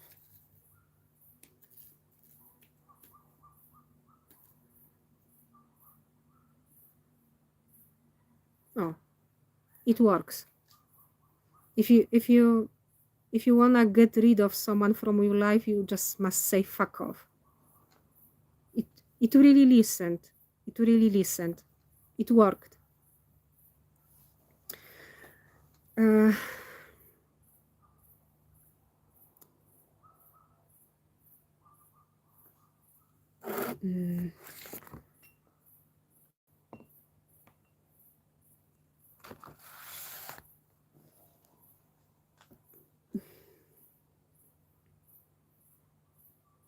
Anyway, that's it. That would be the whole story.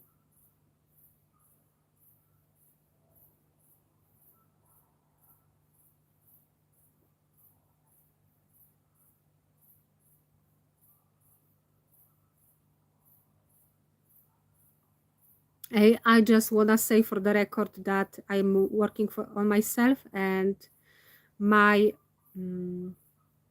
my anger problems almost come to an end. I am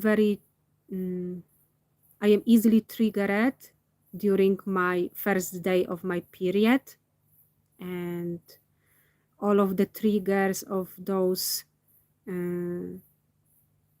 stronger than me, this guy from the past, all of this scrutiny and all of these judgments, like all at once come to my brain, and I blame him. Blame him for my isolation, for my loneliness, for my aloneness, for he had more benefits from life than me, and he didn't deserve it. I'm pissed off. I'm pissed off that he didn't deserve anything. He has told me I don't deserve anything, but in my opinion, he didn't deserve anything. I'm pissed off, and I am going crazy in my first day of my period. I'm really going crazy. I'm literally talking to myself. I am fighting on my own.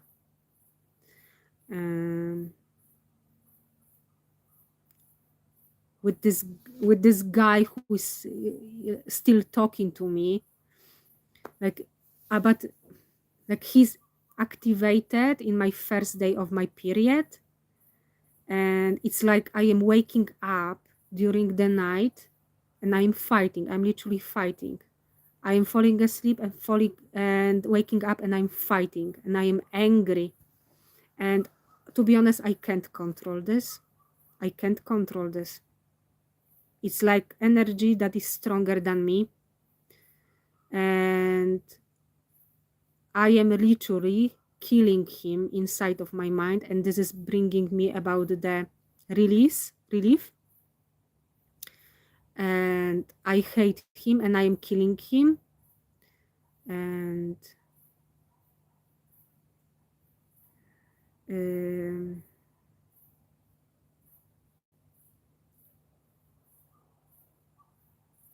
and anyway, I think it's better, because it used to be like I was going crazy all of my period and even before, and I was giving a lot of show.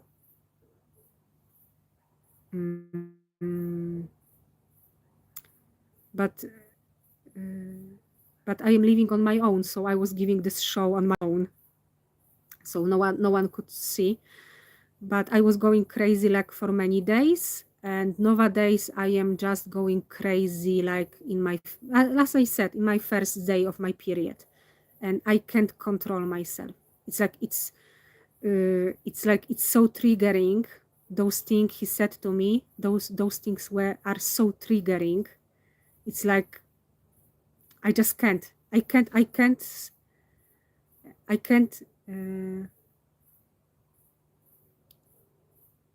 I don't know. I can't stand those things he told me. I can't.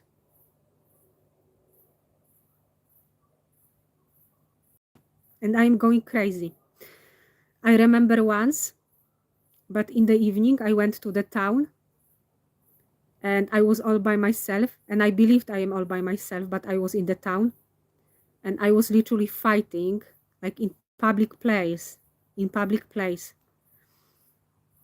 And I was, and whenever someone was showing itself, someone on the horizon, I was ashamed of myself, but I couldn't stop. I was so fucking angry. I was so fucking angry about the things he has told me, about the lies, about the promises I have been told that didn't happen, about the unfairness, about he had more than me, even though he was so ruthless and he was so shameless, and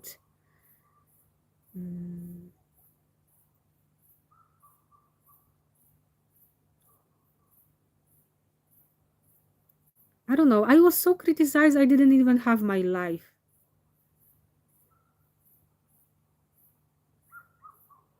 In my opinion, I can be only criticized if I had really good time. If I had really good time, then okay, you can criticize me, because at least I had really good time. But if I suffered,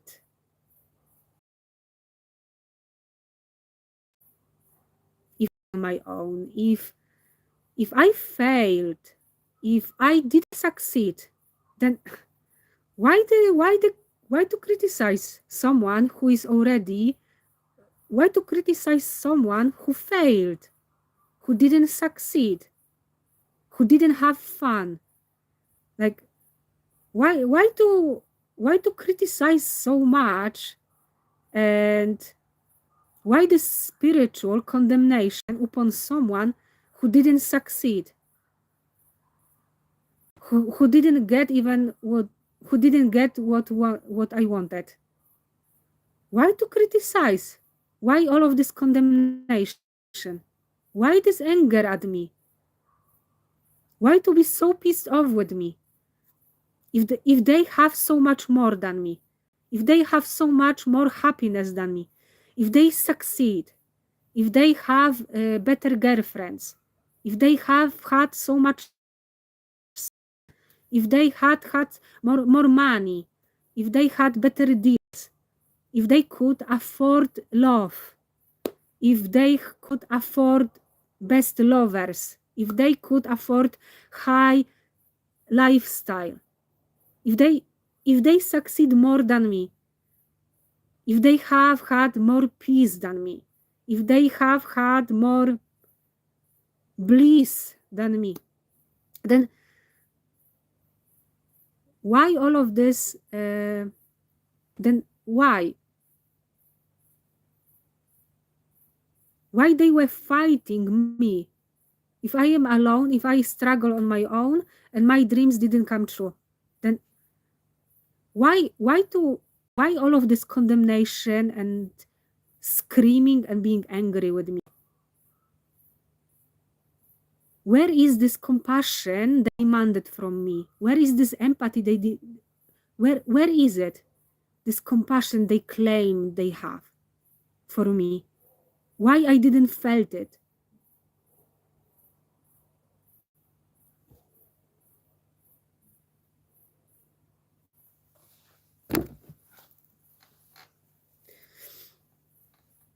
I've been so criticized by this guru of this sect. I felt so criticized, like the turning point had happened when for the last time I had such a rage attack when I was taking a bath, and all of my back were covered with bruises, and I got so scared, afraid of myself, what is inside of me, and because of this rage, because of this anger, that this moment when I hurt myself and when I started to hit myself in my head because being called stupid, and when I was hitting myself and I got so scared of myself, and I felt like I don't know if I am not going to hurt myself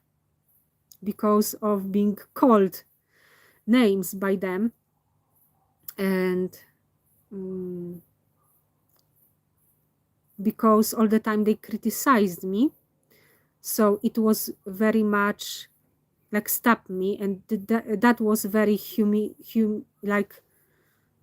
humbling me lesson, because I got so scared I hurt myself so much, and there was so much bruises on my back when I looked in the mirror, like I got scared of myself.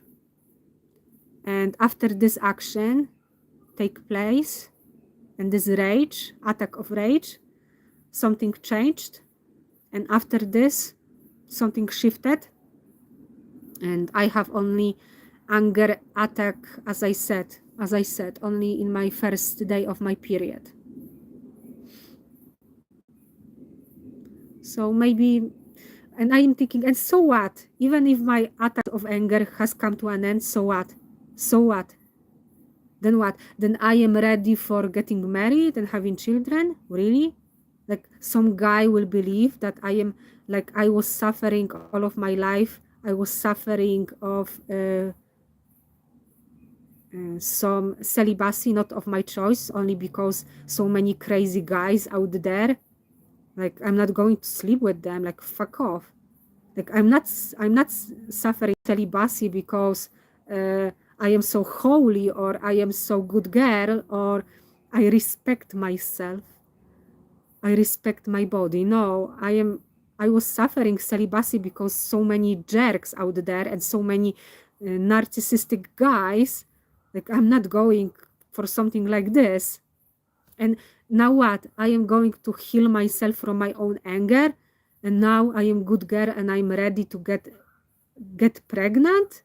Like really, some guy will think, oh, you were enjoying so many women, you were enjoying so much sex, and oh, I healed myself from my anger and you are going to get me pregnant, and I am going to continue suffering taking care of children, of baby. Like they think, oh, she healed, now her value got high, really high. Now her value is really high. Now she's humble. Now she is totally humble. She's not having problem with angers. now she's ready to give me babies. They really think I'm this stupid? Like, they were enjoying so many women out there. They were having a lot of sex, and now they will find me being worthy of them to make me children, and now I am ready to sacrifice myself to raise children. Like, they think maybe they really think I am stupid. Maybe they really think I am stupid. Like, I will get myself now, after I will heal myself, I'm ready to, I don't know, get myself into a relationship and do me babies, get me busy for the rest of my life to take care of children. They really think I'm the stupid? Like, they were having fun when I suffered celibacy. They were having fun with so many women, and oh yeah, now I got her. She healed. She is peaceful. She is obedient now. Yeah, man. Now I deserve. This girl is of a high value. I will get her pregnant, and now she will be obedient wife and mother. Wow, amazing. This peaceful girl will be mine, and she will be obedient. She is worthy of being mother, of being wife. No, I am not. I won't be. I won't be mother. I won't be wife. No way. Never. Never.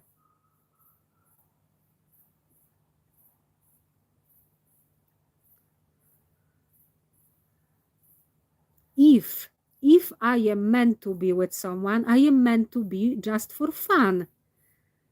I am not going to be wife. I'm not going to be mother. No way. Even if I heal myself, I'm not going to make any sacrifice. I'm not going to sacrifice myself. Oh, now she healed herself. Now she is ready to be mother. No, I'm not. I'm not going to be any mother. No way.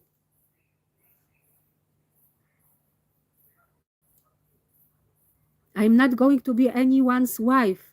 No way. If something, I'm going to have my best time and best fun with someone I love. That's it. I'm not going to be any mother. I'm not going to be any wife. No way. Some psychologist or psychiatrist will tell me I have to get married and sacrifice and be mother. She thinks I am stupid? That I am going to be screwed over again? No way, never.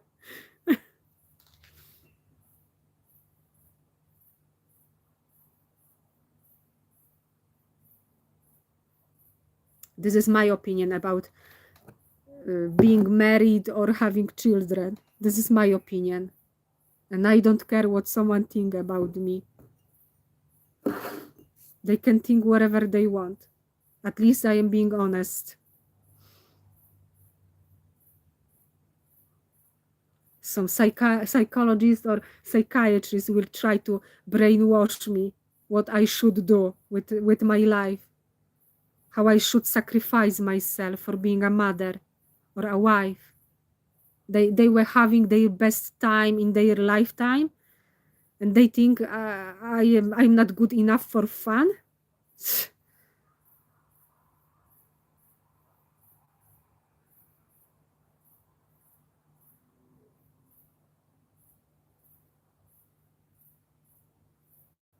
Like, I'm not good enough for a love relationship. Like, I can't love a man. Like, I have to be mother or wife. Everyone knows that motherhood is very hard labor, and being wife is is a lie, is not like life commitment.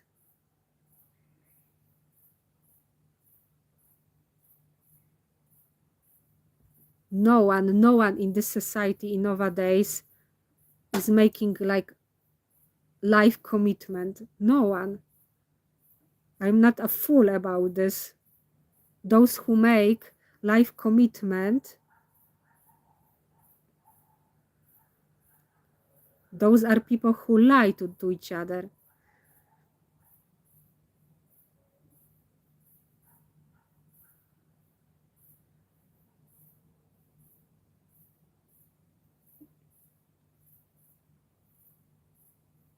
All right.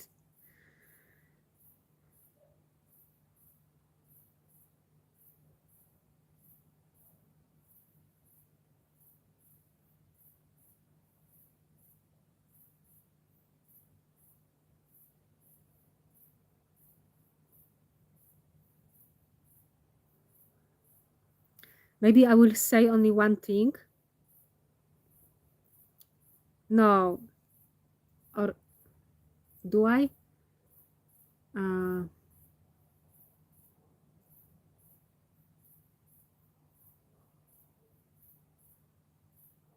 No, I will end. I will end this for today. It's enough.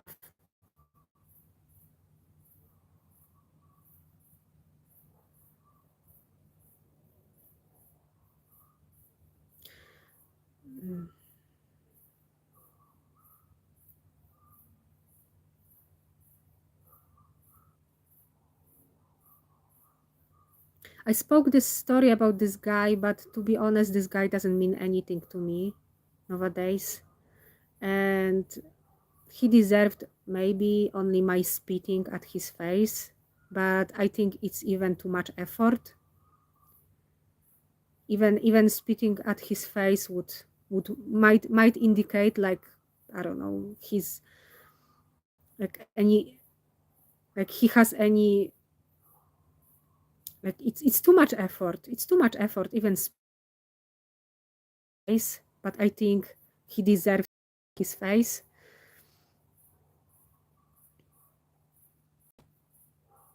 Anyway, karma has hit him in a situation in his life where he perhaps would prefer peace in his life. So karma, I know that karma has hit him exactly in the moment where he perhaps needed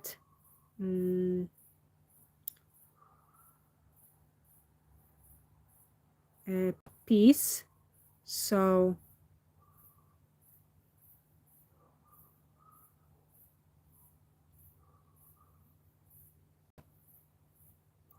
now he knows how it feels like when someone is scared and he's even yet bullying someone with his friends. He knows how it is like.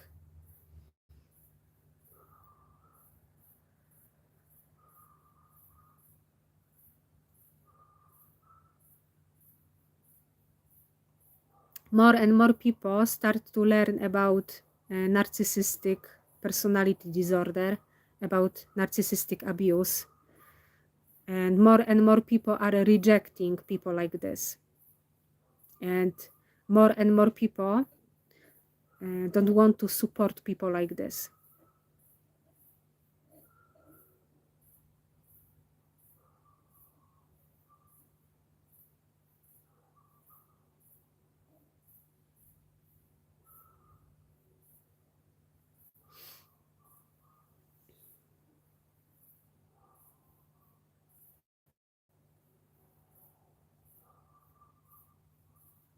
I am glad that bad things had happened to him. I think he deserved this.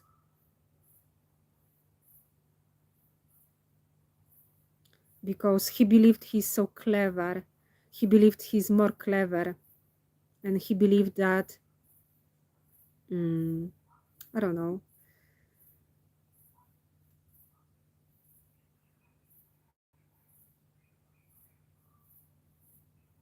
For sure, those narcissists wanted to kill me. I was very close to die. And they had no compassion. They had not even pity.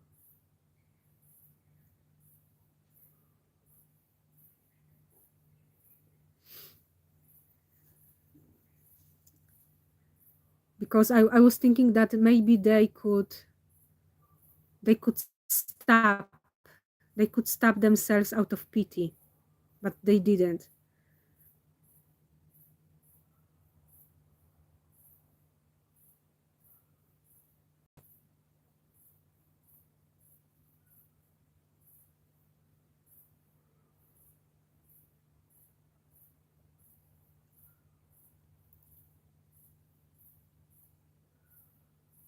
Those people were awful, and I am more than glad to know that I will never see them again. I am more than, and it's my declaration that I am more than happy to never see them again. Never again.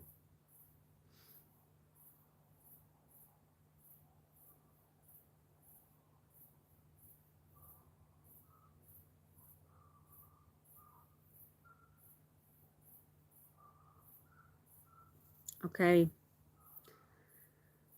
That's it. Good night.